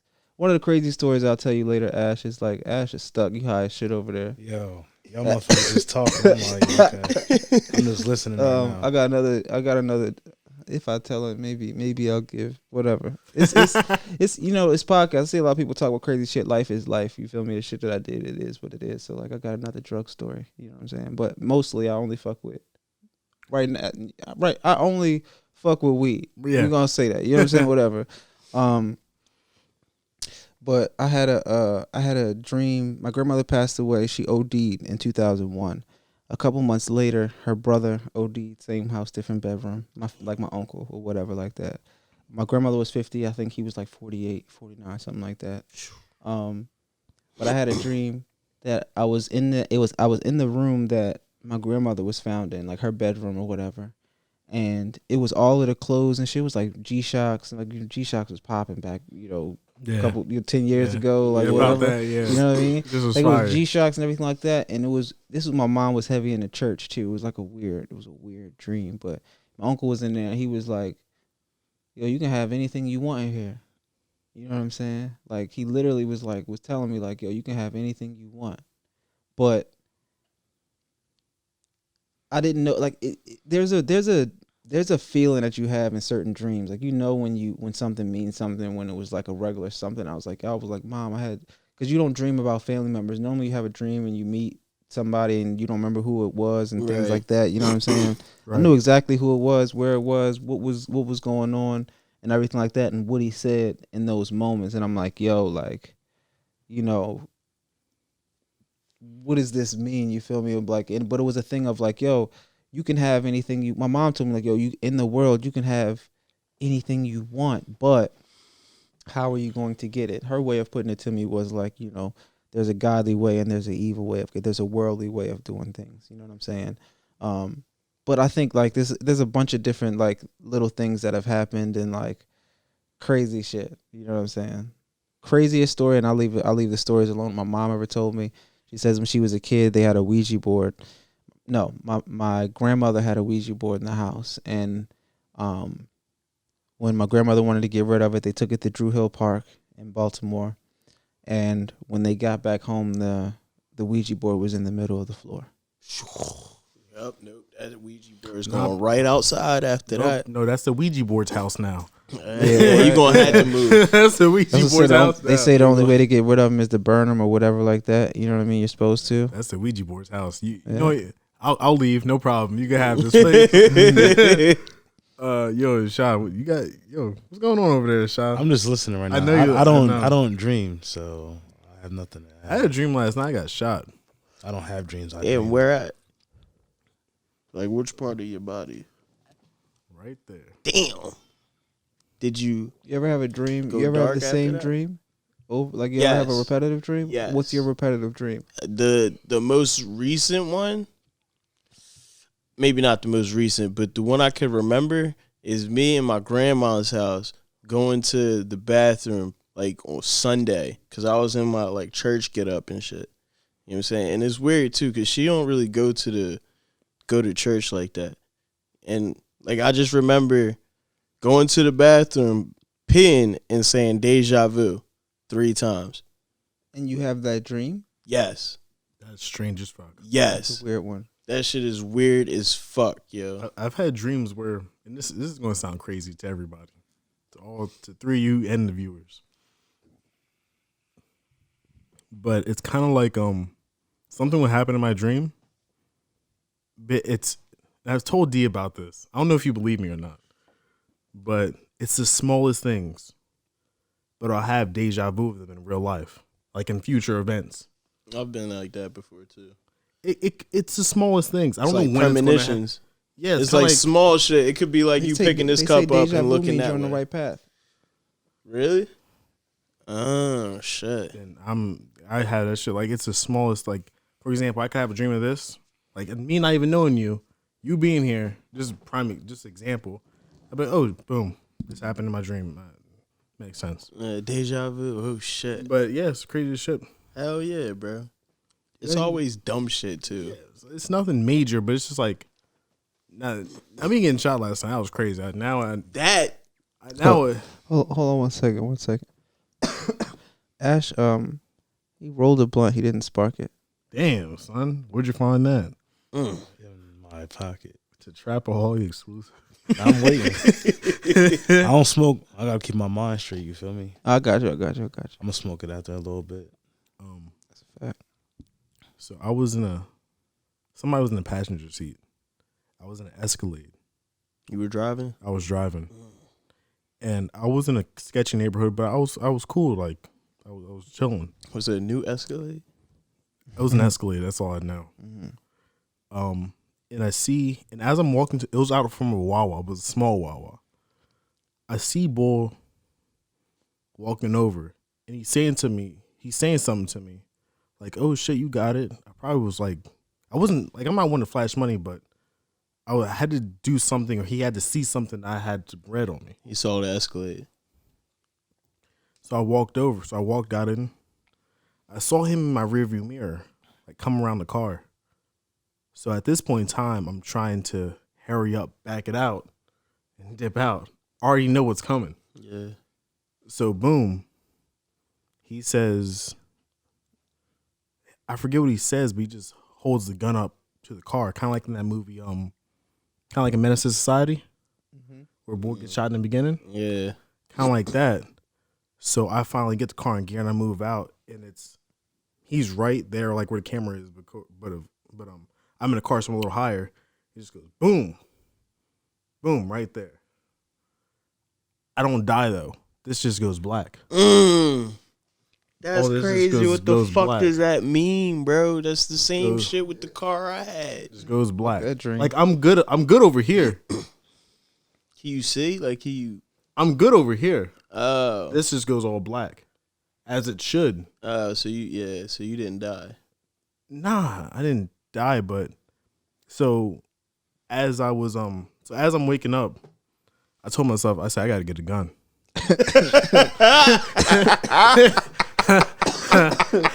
Like at work today, I was just searching up Glocks. Like, yo, I gotta get a gun. This was today. This was last night. Yo, but that might be, you know what I'm saying? Shit, nigga, I gotta that get a might gun. be it. That might be, hey. I gotta get a gun because if I would have had a gun right there, You would just pop him. I would've saw him around and I would've did him. Yeah. Hopefully that shit don't happen in Jersey. Ain't no self defense because in Wawa got cameras. I don't see why I would have be in an Escalade though. Me driving, Shit, rental. that's not the things I do. Right. You know what I'm saying? That's some So dumb shit I would do. I just chalked it up to the game. So I want to switch gears a little bit, Dev. Of course. Recently we were on the pod. We've been talking about like you commented on something about like being uncomfortable to get to like where you want to be, with like where the magic happens. How could you like explain to people how to deal with that discomfort in order to keep going through, not giving up, and just like keep pushing until you get to that where the magic happens? I try to take a deep breath, but the weed caught me. So, I mean, going back to the Ryan Leslie story, man, like, so I was working at TD Bank. I was at the call center. And all right, so basically they called, remember I was like, the dude called me and told me he had an opportunity to volunteer some work, like For volunteer free. some time, whatever, right? Mm-hmm. So I called out of work, took the bus up to New York, went, scouted the location with Dre, came back, got back to like Ryan's hotel at like 11 p.m. or something like that. Or like maybe like, it might have been like 9. Dre's like, yo, I'll be right back. He goes up to Ryan's apartment, leaves me in the lobby. I fall asleep in the lobby. Like, to the point where like somebody came, mind you, this is on like Wall Street. Like, Yeah, I you know, already how like, that go. yeah, so like, What are you doing out here? yeah, like, you know, they like, yo, you know, do you live here? Whatever. They call up to Ryan, like, yo, your guest is falling asleep, whatever. So Drake came back down, like, yo, let me walk you to the train. Go to the train. Of course, the train that I go to is running late. Because that train is running late, I missed my bus back. I missed I think the last bus out of New York.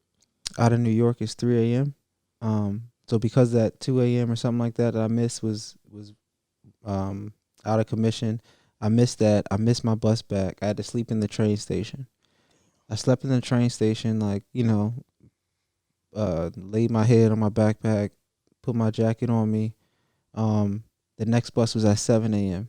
So it's a 2-hour ride. Got back down there 9:45 ish. Drove back home. Took a nap because the deal with Ryan was like, yo, I'm gonna need you to come up again because the actual event is tomorrow. So I had to call out of work again.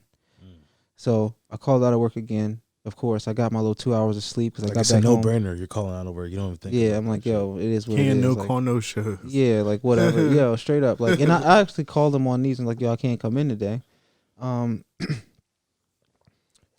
Went home. I think I got home right around around like 10 something. Slept until like 12:30, 12:45, and then I went right back to the bus station to go up to New York.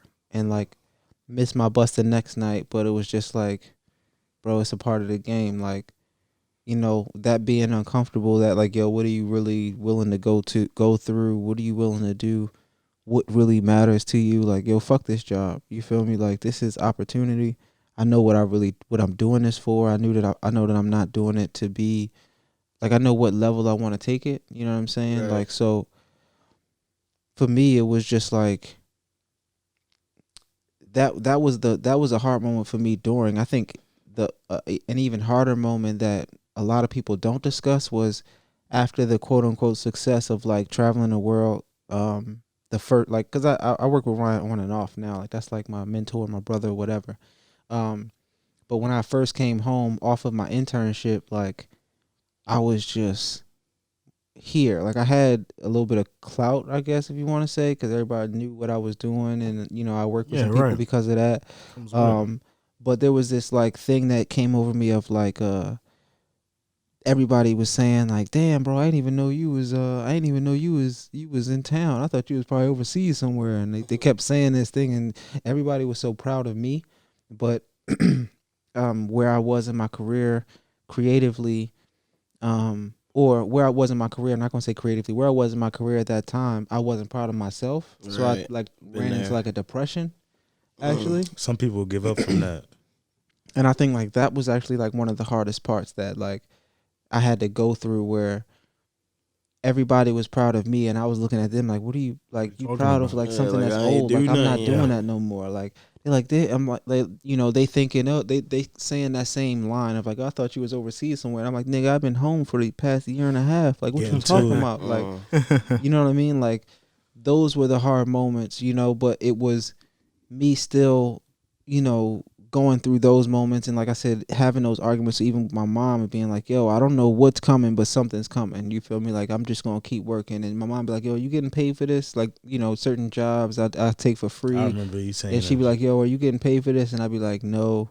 And she'd be like, yo, you need to start getting your money. And I like, but this one is gonna, like, I know how to network and make connections and do what you gotta do. Like, not everything is about money, and I did a lot of that. And then eventually I had to get a job. But when I got a job, it was at DTLR, and it was a social media coordinator. But that job was because of the work that they saw that I did freelance. You know what I'm saying? Like, they saw my portfolio, was like, yo, this kid is dope. You know what I mean? Like, I was originally going to be a videographer for them. Somebody else got that job, and then I took the social media position. So I was like, all right, but I still was able to like find a career path even off of the things that I did on my own. And then I found out that like, all right, Ryan again was like, yo, why don't you come work for me? And I did it again. I was like, all right, quit F this job. I got another opportunity up in New York. You know and from DTLR? Yeah, I left DTLR. Oh, wow. But they probably understood there, like. Yeah, like the dude that was my boss. Like, I kept all my DTLR is one of my clients now. So that's the thing. Like, I kept my relationship good. You know what I mean? They knew the work that I did. So when I left, my relationship was so well with them that they were like, yo, listen, like, all right, I applied back to DTLR during the pandemic, right? I was like, yo, get some steady money. It's an open position again.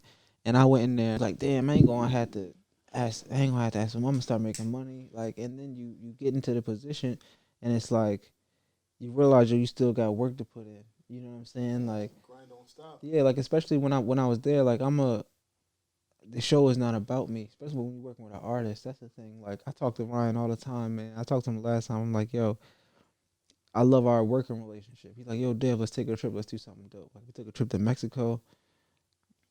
24 hours in Mexico, came out with some bomb ass photos. You feel me? Like he's like, yo, let's do something different. You know what I mean? This year, let's go to fucking Italy or something dope. You know what I mean? How many countries have you visited working with him? Or just working in general with your craft in general? How many countries have you visited? Spain, Vienna, Austria. I've been to a bunch of different cities and towns in Germany. I've been to Amsterdam and some towns in the Netherlands. I've been to Switzerland. I've been to Portugal. I've been to Paris. You've been all over Mexico. Yep. Where's your favorite place to like shoot at? Like, what's your favorite country background? Paris. Yeah. So last time we went to Paris, this was the end of 2019.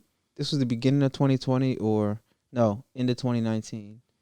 Me and Ryan went to Paris, and the service that we were with, they sent a Maybach to pick us up. And he was like, yo, we got some free time. Let's just pull up somewhere and just take like snap some photos. Like, and that's the thing I love about Ryan. Like Ryan's like, he's into that shit. Like, yo, spontaneous. Yeah, man. He's gonna make sure you get the shot too. He's not gonna rush you. He's gonna be like, yo, do this again, fix your composition. Like he works with you the entire time. You know what I'm saying? And that's what helped me. That's what you need. You know, and that like I think patience. I think that's the rare part. You know what I'm saying? Like to find an artist that's willing to, like a lot of artists just care about seeing themselves. You know what I mean? Ryan cares about the entire frame, everything. Like everything matters. He's like, yo, you know, if something don't look right, take the photo again, or we not using it. And that's like that perfectionist. You know, that perfectionist thing. You know what I'm saying?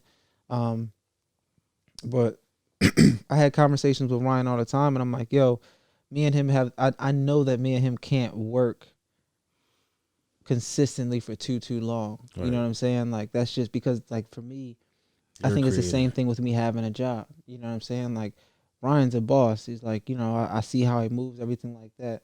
And I'm like, yo, I can do that. You feel me? Like, you know, it's just a friendly competition, you know what I mean? But like me knowing that like, yo, I can do everything. But when we come together and we work, we fucking create magic. You know what I'm saying? But like I need to be able to do the projects that I want to do and as a creative and things like that and work that way. You feel me? But like going back, I guess, to the original portion of what we were saying is like, it's going to get rough, yo. But like, even in those times where I feel like it's not worth it, if you just stay true to it, like the difference between failure and success are the people that don't stop. That's the only thing. You know what I'm saying? Like, yep. You got people who be like, yeah, I had it for 4 years and I didn't. And you got people who like, yo, I had my shit for 15 years and then it popped. Like it's consistency, it's belief, it's doing what you got to do. You know what I mean? It's a marathon, not a race. Straight up. Neighborhood. Yeah, right. I just wanted to make sure nobody had anything to say before I just jumped in. DMX had a quote that made a lot of sense to me. He says, you should trust everybody. He said, not having trust in a person takes a lot of energy because you always have to stay 2 steps ahead of somebody. But you have to trust that person to be who they're going to be. But see them as that. So, for example, trust a snake to be a snake, and see them as that. Don't act shocked. Exactly. Trust a rat to be a rat. Trust them to be who they are themselves. Big facts. But just know that you see them for who they are, and that stuck with me. How you guys feel about that quote? I feel like you a motherfucking hip hop thesaurus, motherfucker. That quote was beautiful. Yeah, no, that's a I seen that quote. That's a very good one. But it's all the way real. Like And it sucks to be like that because it's almost like, you know, it's almost like saying like, yo, in a way, it's like saying don't trust nobody. But at the same time saying like, yeah, it's trust everybody, but just expect the expected. You know what I mean? Like, you know, like, yo, if a nigga come to you and talk about the shit that he did to somebody else, like, and then he do it to you, you can't be mad at that. Can't be mad. If you put him in a position to do the same thing, you can't be mad at nobody but yourself because you should have expected him to do the same type of thing. Shit. Regardless, you know what I mean? But that's when feelings come into play and you're like, nah, that's my man's. Like, nah, like you can't put nothing past nobody at a certain point. And when you think you can, sometimes that's when you get crossed. So that's like a perfect. That's true. You shit. know what I mean? Facts. There's been a lot of people in my life that I've seen snake somebody. Even though they've never done that to me, I see that you have the ability to do that. Right. Heartless. So I don't want. Now I'm gonna watch the things that I say around you. I'm gonna watch things I do around you. I see that you're capable of doing this. And bro, that's why I always tell you, or just say, handle people with a long-handed spoon. Yeah. Yeah, like I can see you, but yeah, we can link now. But I'm still over here though. You heard? Like, I'm still in my space doing my thing. Right. People enough rope to hang themselves. Yeah, that's a great fucking way to put it. That's a dope way to put it. Give people enough rope to hang themselves. For me, it all come back. That's what my mom used to tell me. Karma. When you reap what you sow, whatever you put in this world, that's exactly what you're gonna get out this bitch. You just observe. That's the only. You know what I mean? That's your only thing you can do is observe and be who you gonna be. You can't control nothing. You know what I mean? It's like I was in a relationship before, and I had kind of like dodged out on a job. Like I've been through some shit and dodged out on a job because I'm like, yeah, shorty gonna be messing around if I take this job. Like what the fuck she gonna be doing? And the whole thing is, it's like, yo, a person gonna be who they gonna be regardless of what time of day it is, where you work at, what you doing, like. And that was the thing that I didn't understand at that point. That's a part of maturity and just like, you know, getting to that point. But like once you can understand that, it takes a lot. Like you won't argue as much, you won't do none of that stuff. It's just like, all right. Now that actually goes into what. Now I'm curious about what you guys are gonna say about this. So going into a relationship, do you try to change that person or? Not try to. I wouldn't say. I guess it's a little aggressive. Nah, I'm not in the business of changing people. I'm sorry. Gotta accept them. Gotta accept them for who they are, right? You have to because like that's who they are. Yeah, bro. You're walking your own path. Will Smith said it best. Yeah. You're walking your own path. They're walking their own path. Yes, sir. You two different people. Hold on, I'm high as shit. What was the question again? I ain't gonna lie. What was the question again? I'm not going. Because the way he reacted, I was like, yo, am I answering this shit right? What was the question again? I was reacting to him, not you. I forgot. Does anyone remember that? I feel like no one remembers the question. It's about change. It's about trying to change a person. Oh, yeah. But I'm not going to try to change, like, I'm not going to try to change. I'm just not going to deal with you. Like it's really not that worth it. You feel me? It's not worth the effort. It takes a lot of energy to do a lot of things sometimes. Yeah, bro. It's not that worth it at all, yo. Like if somebody got some, like there's a difference when somebody has some tendencies that are like, all right, like, and also not to sound like this, like take this lightly, just understanding like the difference between men and women and certain things that you're gonna have to deal with being with a woman. Yeah. You know what I mean? That's a part of it too. You feel me? So like once you understand like all of the layers of everything, it's like it's cakewalk. Yeah. Not cakewalk, but I'm either going to take the little things that you do. You got a little attitude that comes with it. You know what I mean? Like you bitchy at me because I did something a little bit off. I didn't bring the right food. I forgot your fork. All right, that's comes with cool. it. You feel me? That's like whatever. But like chalk that up. If somebody's like really like, yo, she goes from 0 to 100. Bro, I'm not going to try to change that and be like, yo, you just need to learn to relax. Like, nah, I'm just not going to deal with you. Somebody else that can deal with that can deal with it because it ain't me. It ain't me. Yeah, I'm not going to try to change. Hold on. I appreciate the way you coming right now, but they don't know you, but I know you. I got a question. You brought up relationships. Yeah, this is my favorite topic. Oh you yeah, know? This is his favorite single topic. bachelor. You know, he do love that shit. So like, 2-part question. So first off, like, you in a relationship now. This is news to me. How do you deal with like balancing your career and your passions and your dreams versus like still maintaining your woman, making sure she good, and then also like how hard was it to find someone that understood your dreams, who's cool with actually like That's a great question. being here for you, like supporting what you do? So And congratulations, by the way. Round of applause. Thank you. So I mean, so no, we together all the time. Anyway, so you see how she here. You feel me? Like she rock out. She's a champ. You know what I mean? So like my thing is just when I can, I make sure that I do things that I can for her. Like all right, we went to the arcade like 2 weeks ago. You know what I'm saying? Like, yo, let's just go to arcade before we go home. Cause like I'm gonna hop on my computer. Like I got edits to do. I got like I'm busy now. I'm getting busier. So I got to make sure that I'm just not like leaving her to watch Netflix by herself and shit like that. You feel me? We're like, yo, or stopping editing early so that way we can watch a movie together.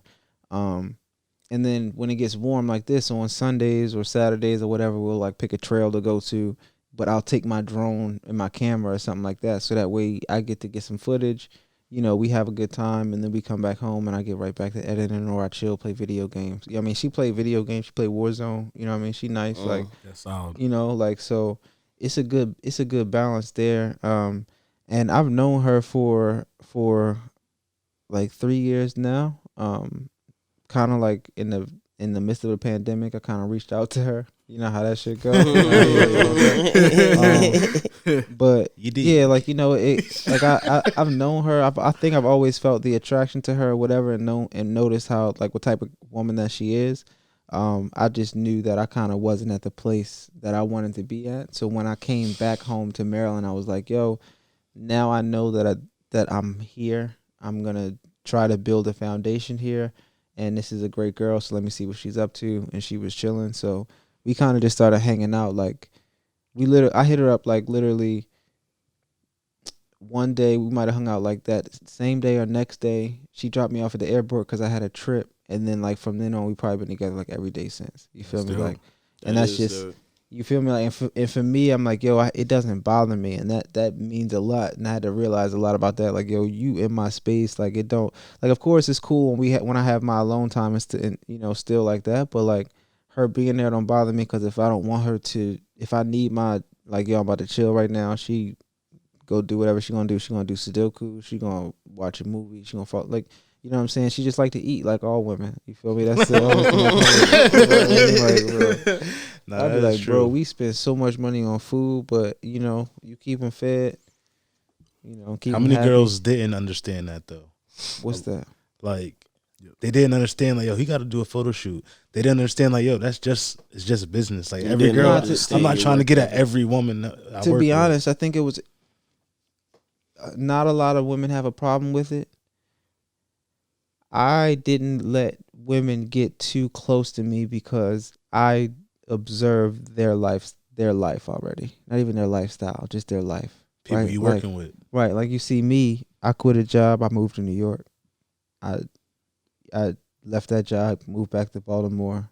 You feel me? Like, I travel wherever, do what I gotta do, like, and it's a lot of the people that are like from the same town, you know what I mean, like growing up or whatever like that. It was a lot of people that I dated, not to say a lot, right? But it was some chicks that I dated that I liked or whatever like that, but I couldn't go too far. I knew that I couldn't go too far. I don't think I ever discussed it with them, right? But I knew I couldn't go too far because I knew, like, yo, man, if I get a call, I'm out. And I don't want to put me or you in that predicament, because chances are you not going to want to go. You feel me? Like, 110%. now I finally even got somebody that's like, I feel like if I was like, yo, I got called to LA, if I had to move, but it's really lucrative like that, I feel like if I was like, yo, we gotta be out, she gonna be like, all right. That's dope. I don't think, like, do you realize how dope that is? Bro, like, and that's what I'm saying. That's the thing that keep my head straight. It's like, yo, when you realize you got one that's like that, like, she's on it. You feel me? Like, all the way with me. You feel me? So that's the thing where I was like, all right, like, I got a good one. I recognize that I actually made a good choice. You feel me? So, of course, that's solid, bro. It's always a blessing. Yeah. My final question, and I'm done. Joint bank accounts. Here we go. I love this discussion. Yeah, I watched that too. Yeah. All right, give me your single when you're a single bachelor perspective versus once you found someone who sounds like they're a ride or die for you perspective? Okay, so you mean like Like, how do I feel about my money when I'm single, or you mean how do you like, feel about sharing joint bank accounts? so I mean just joint bank accounts in general. Like I just had this convo with my girl. I was like, you know, I'm working to the point where I can just start handing over my checks to her, so that way she can handle all the bills, because my money comes into a point now where I'm like, here, take this. Well, do you need something? Like, if she needs something, I just pay for it. You know what I mean? If I don't have my wallet, if she don't have her wallet, like, it's just that type. It's already like that. We just don't have our account joint. You know what I mean? Okay. Okay. And to be honest, I want to be better with my finances. That's the reason why I actually would like a joint account, because I want somebody to have eyes on it better, so I can be like, yo, I gave you 1,500. What we looking like here?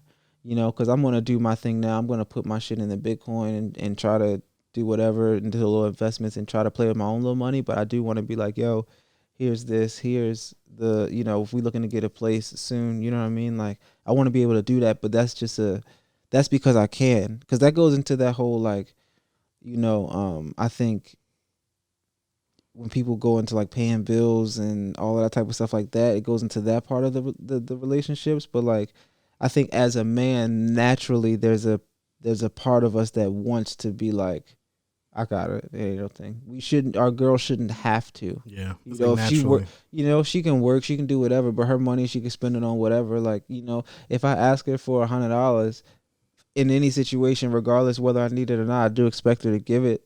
You know what I'm saying? Mm-hmm.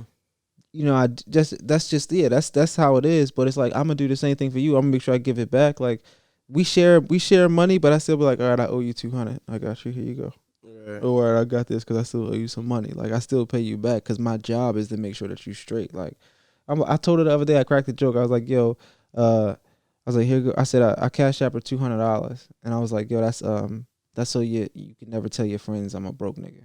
Like, and that's just, you know, and that's light, you know, I guess compared to what we see. Like, yo, it could have been more, whatever. I'm like, yo, here goes whatever, just because, you know what I mean? Like, and I want to be able to do that. Like, that didn't hurt you. yeah, no. Big bread. No. He said Ryan Leslie 6 years ago. No, yeah, that's what I'm saying. I'm like, I'm trying to do more for her. Like, I want to, like, I think the one thing that my internship and my experiences and traveling have done is like, and she's also, her mom is from England, so she's been to Europe, you know, so I want to like do more of that stuff for her and like just be like, yo, let's just be out. You know what I mean? Like, give her the option of being like, yo, you don't have to work if you don't want to. Like, that's my thing. She's a fucking hard worker. You know what I mean? I can't take that from her for anything. Like, but I'm like, yo, if you don't want to do that, I do want to be like, yo, if you don't want to do that, like, you don't have to. And I got booked to be out in Mexico for 15 days. So you trying to come for, like, you know what I mean? That's fucking lit. You that's know what lit. I mean? Of And course. take care of that Yeah, whole thing. Like, 100%. yo, the whole trip is booked. You know, like, and Looks like you gotta quit your job. yeah, you know, and I'm just trying to get to that point. I think that's like a real goal for me. Like, yo, I'm about to be 30, and I'm excited to be stepping into my 30s. I feel like, you know, your 30s is just your 20s, but with money. Yeah. Mm. You know what I mean? That's a great way of looking at That's it. a fucking status. Bro. It's straight up, bro. It's like, yo, like, you know, I realized that like when I was talking about like I was depressed and everything like that, like I was depressed because I wasn't making money and I wasn't doing things, but my clientele was in the same age range that I was. Where You're we're comparing all, them, and you feel like you're comparing. well, we're all not at 20 years old, at 22, at 24, at 25 even, right? A lot of us don't really have money yet. We're not really in a stable job yet. We're still trying to figure out what we're doing. We're bouncing around. So nobody really has the money. Like, for me, I feel like my skill level was worth more than what my clientele was able to pay at that age.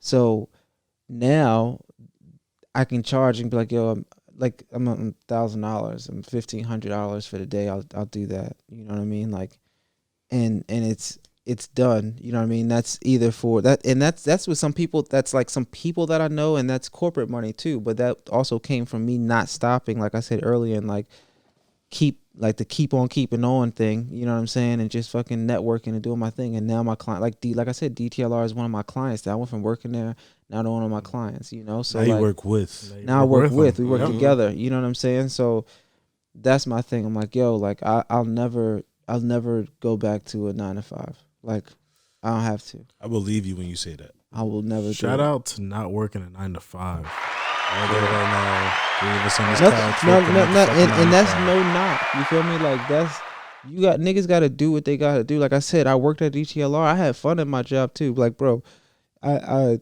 work for a sneaker company. They sell Nike, Adidas, all these different brands. I get the company. I get the company discount. You feel me?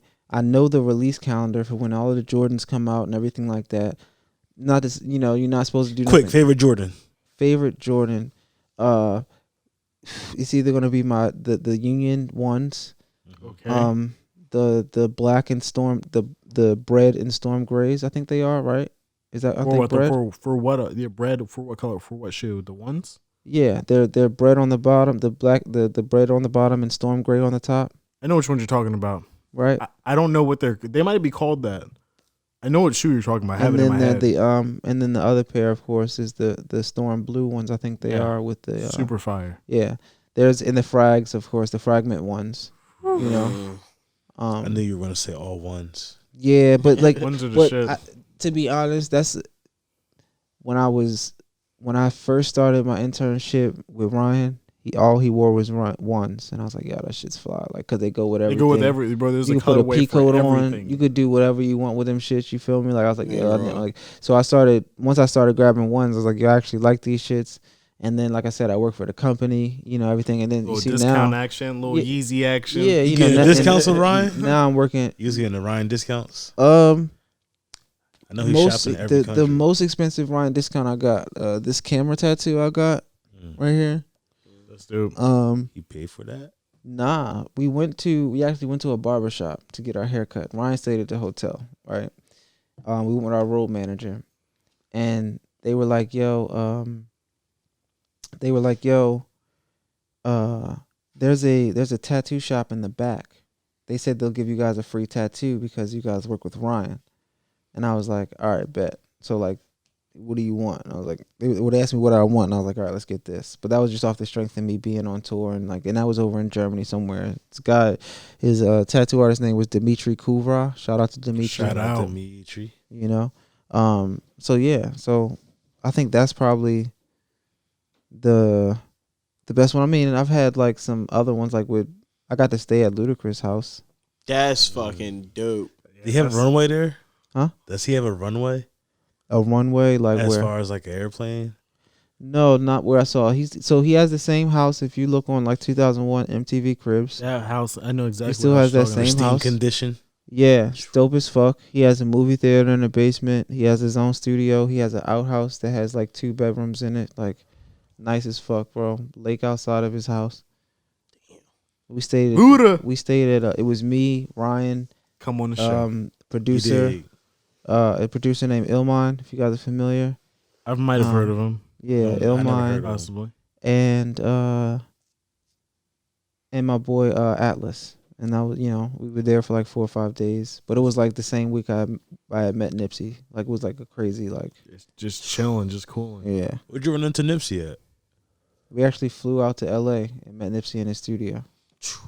How was Ludacris like? Like, just as a person? Just I feel like he's a dope, down to earth dude. Exactly. I That's feel where like, I had the deer. We talked about the pizza. Yeah. That's where I tried. He had his own personal chef. Made us pizza with deer, like venison on it. Oh shit. Yeah. That's dope, man. That's it's dope that you have these experiences for real. Like, Yeah, man. Right. I'm all right. So, my biggest experience. Nah, that's not my biggest experience. All right. So my biggest experience is I met Pharrell and Jay-Z in Paris. Oh, what? Yeah. You just blew this motherfucking mind. yo, that's the cool. biggest Yo, one.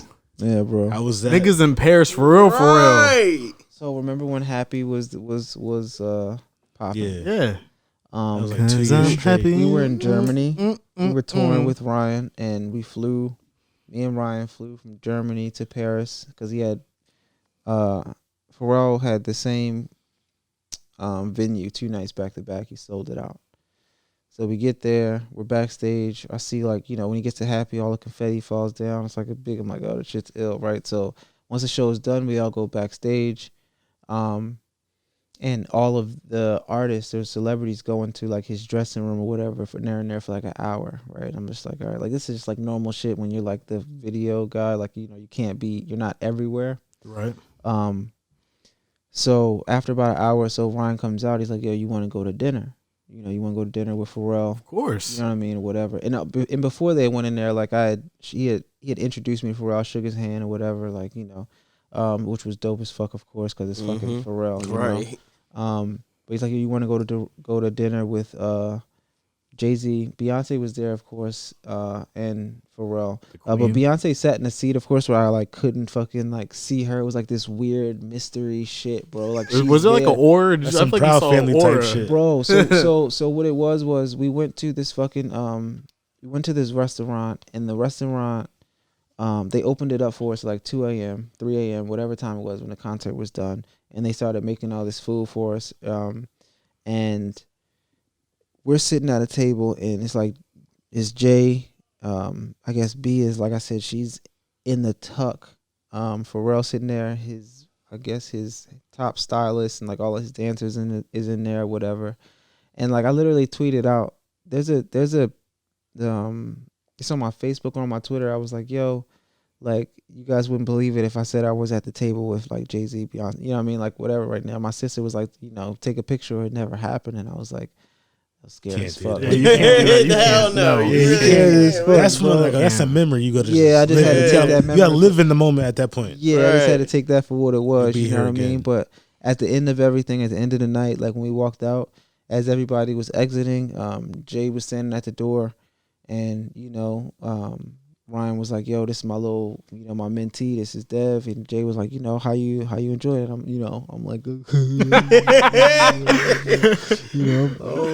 having a good time," But nah, that was like that's probably one of the illest moments that I have. That's like crazy. Shit. What? Damn. Yeah. Seth, you wouldn't even know how to act at that table. Nah, I wouldn't. Bro, I would be so like, I'll be a statue, bro. I wouldn't know. I would be too afraid to do anything that would fuck up anything. So I'd be quiet, bro. I'd be very strange in that scenario. Just give me a little bit of drink, and I'm good to go. Only one drink though, I'll be good. Maybe 2. Bro, it's crazy. It's sad. I met a lot of artists, doing that shit, which was dope. Off the in the game, man. Damn. This is crazy, but we'll be back with 611 discussions. There's 5 things that he taught me in the beginning. All right, quick 5 things Ryan Leslie has taught you. Yeah, like straight up. Listening. Are you recording? It's the number 1, like, right? Because like you'll be so hype in the moment, right? You just be fucking pointing the camera, and then you look down and camera's not rolling, and you miss the moment, right? He'll just ask you randomly in the heat of it. Yo, you recording? No. But as a shooter, he taught me that these are the things that you run through before, like in any situation. These are the checklists that you run through as a shooter. 1, are you recording? 2, composition. What does your shot look like? Is this the best shot that you could get? Like, we got into an argument in Paris one time because he was like, we were taking pictures in a studio, and he was like, when I went to go pass him the camera, he was like, yo, before I look at these pictures, are these the best photos that you've ever taken in your life? In your life? That's the question he asked. He said, Talk yo, are about these the pressure? He said, yo, are these the best photos you've ever taken in your life? I said, yo, that's not a fair question to ask me. Like, this isn't the best lighting conditions. This isn't anything. He's like, yo, is this the best photo you can take in these, you know what I mean, and whatever, like, are these the best photos, you know what I mean?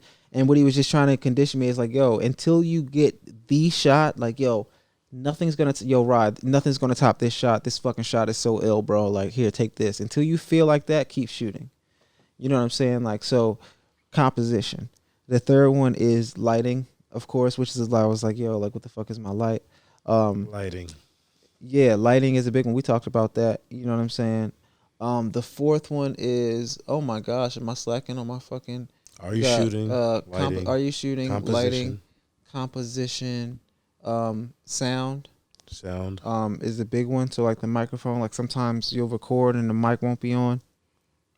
So that's a fucking huge one. And why can't I remember the fifth one? Because I'm high. We're gonna chalk it up to the weed. Yeah, because I'm fucking high. Dabba dabba do. You know, but there go 4 tips. You know what I'm saying? The fifth one, y'all want that? DM me. I'll tell you what the fifth one is. To all the young shooters, you know, coming up in the camera game. There you go. You know what I mean? That's from Dev Dooley, which is from Ryan Leslie. The fuck? Why is this so funny? That's from Dev Dooley, which is from Ryan Leslie. You missed the whole point of what he said earlier, man. Like that was his thoughts. No. Oh. You know, My bad. I fucked that up. just because that's what he taught him, he still taught you that though. Disregard with everything I just He said. said, scratch that. Scratch all that. It's not going to be scratch no in the shot, but we'll just chalk that up to the game. Listen, here on 611 Discussions, we have phenomenal discussions, and another phenomenal guest, Dev Dooley in the building. Facts. Appreciate y'all. We just had a great conversation. I mean, Appreciate you. how'd you feel about it, man? Hey man, I had a good time. You know what I'm saying? Next time it's so much shit we could dive into. There's like, so much facts. conversation, Over yo. blunts. A lot of people say they want to come back. We ain't talk about aliens, Who really UFOs, coming none of All that crazy that shit. Shit. Our return, I got stories I ain't tell still. yo, Dev, you definitely, like, again, we tell all our guests, like, expect to come back. Yeah, let me know, man. I'm coming back. 100%, and you know the hospitality is always there. But anybody got anything else to say? Everybody's Gucci. Straight. Good man. Another- Again, rest in peace, DMX. Exactly, yeah. another RIP DMX, man. Straight up. RIP to a legend, and Thank you. that's Dev. it. No doubt. Like, comment, subscribe, Like, Smash the like comment, subscribe. all button. Smash that. the like button. Smash the like, Trifecta. and How to we eat this out. cake. Yeah.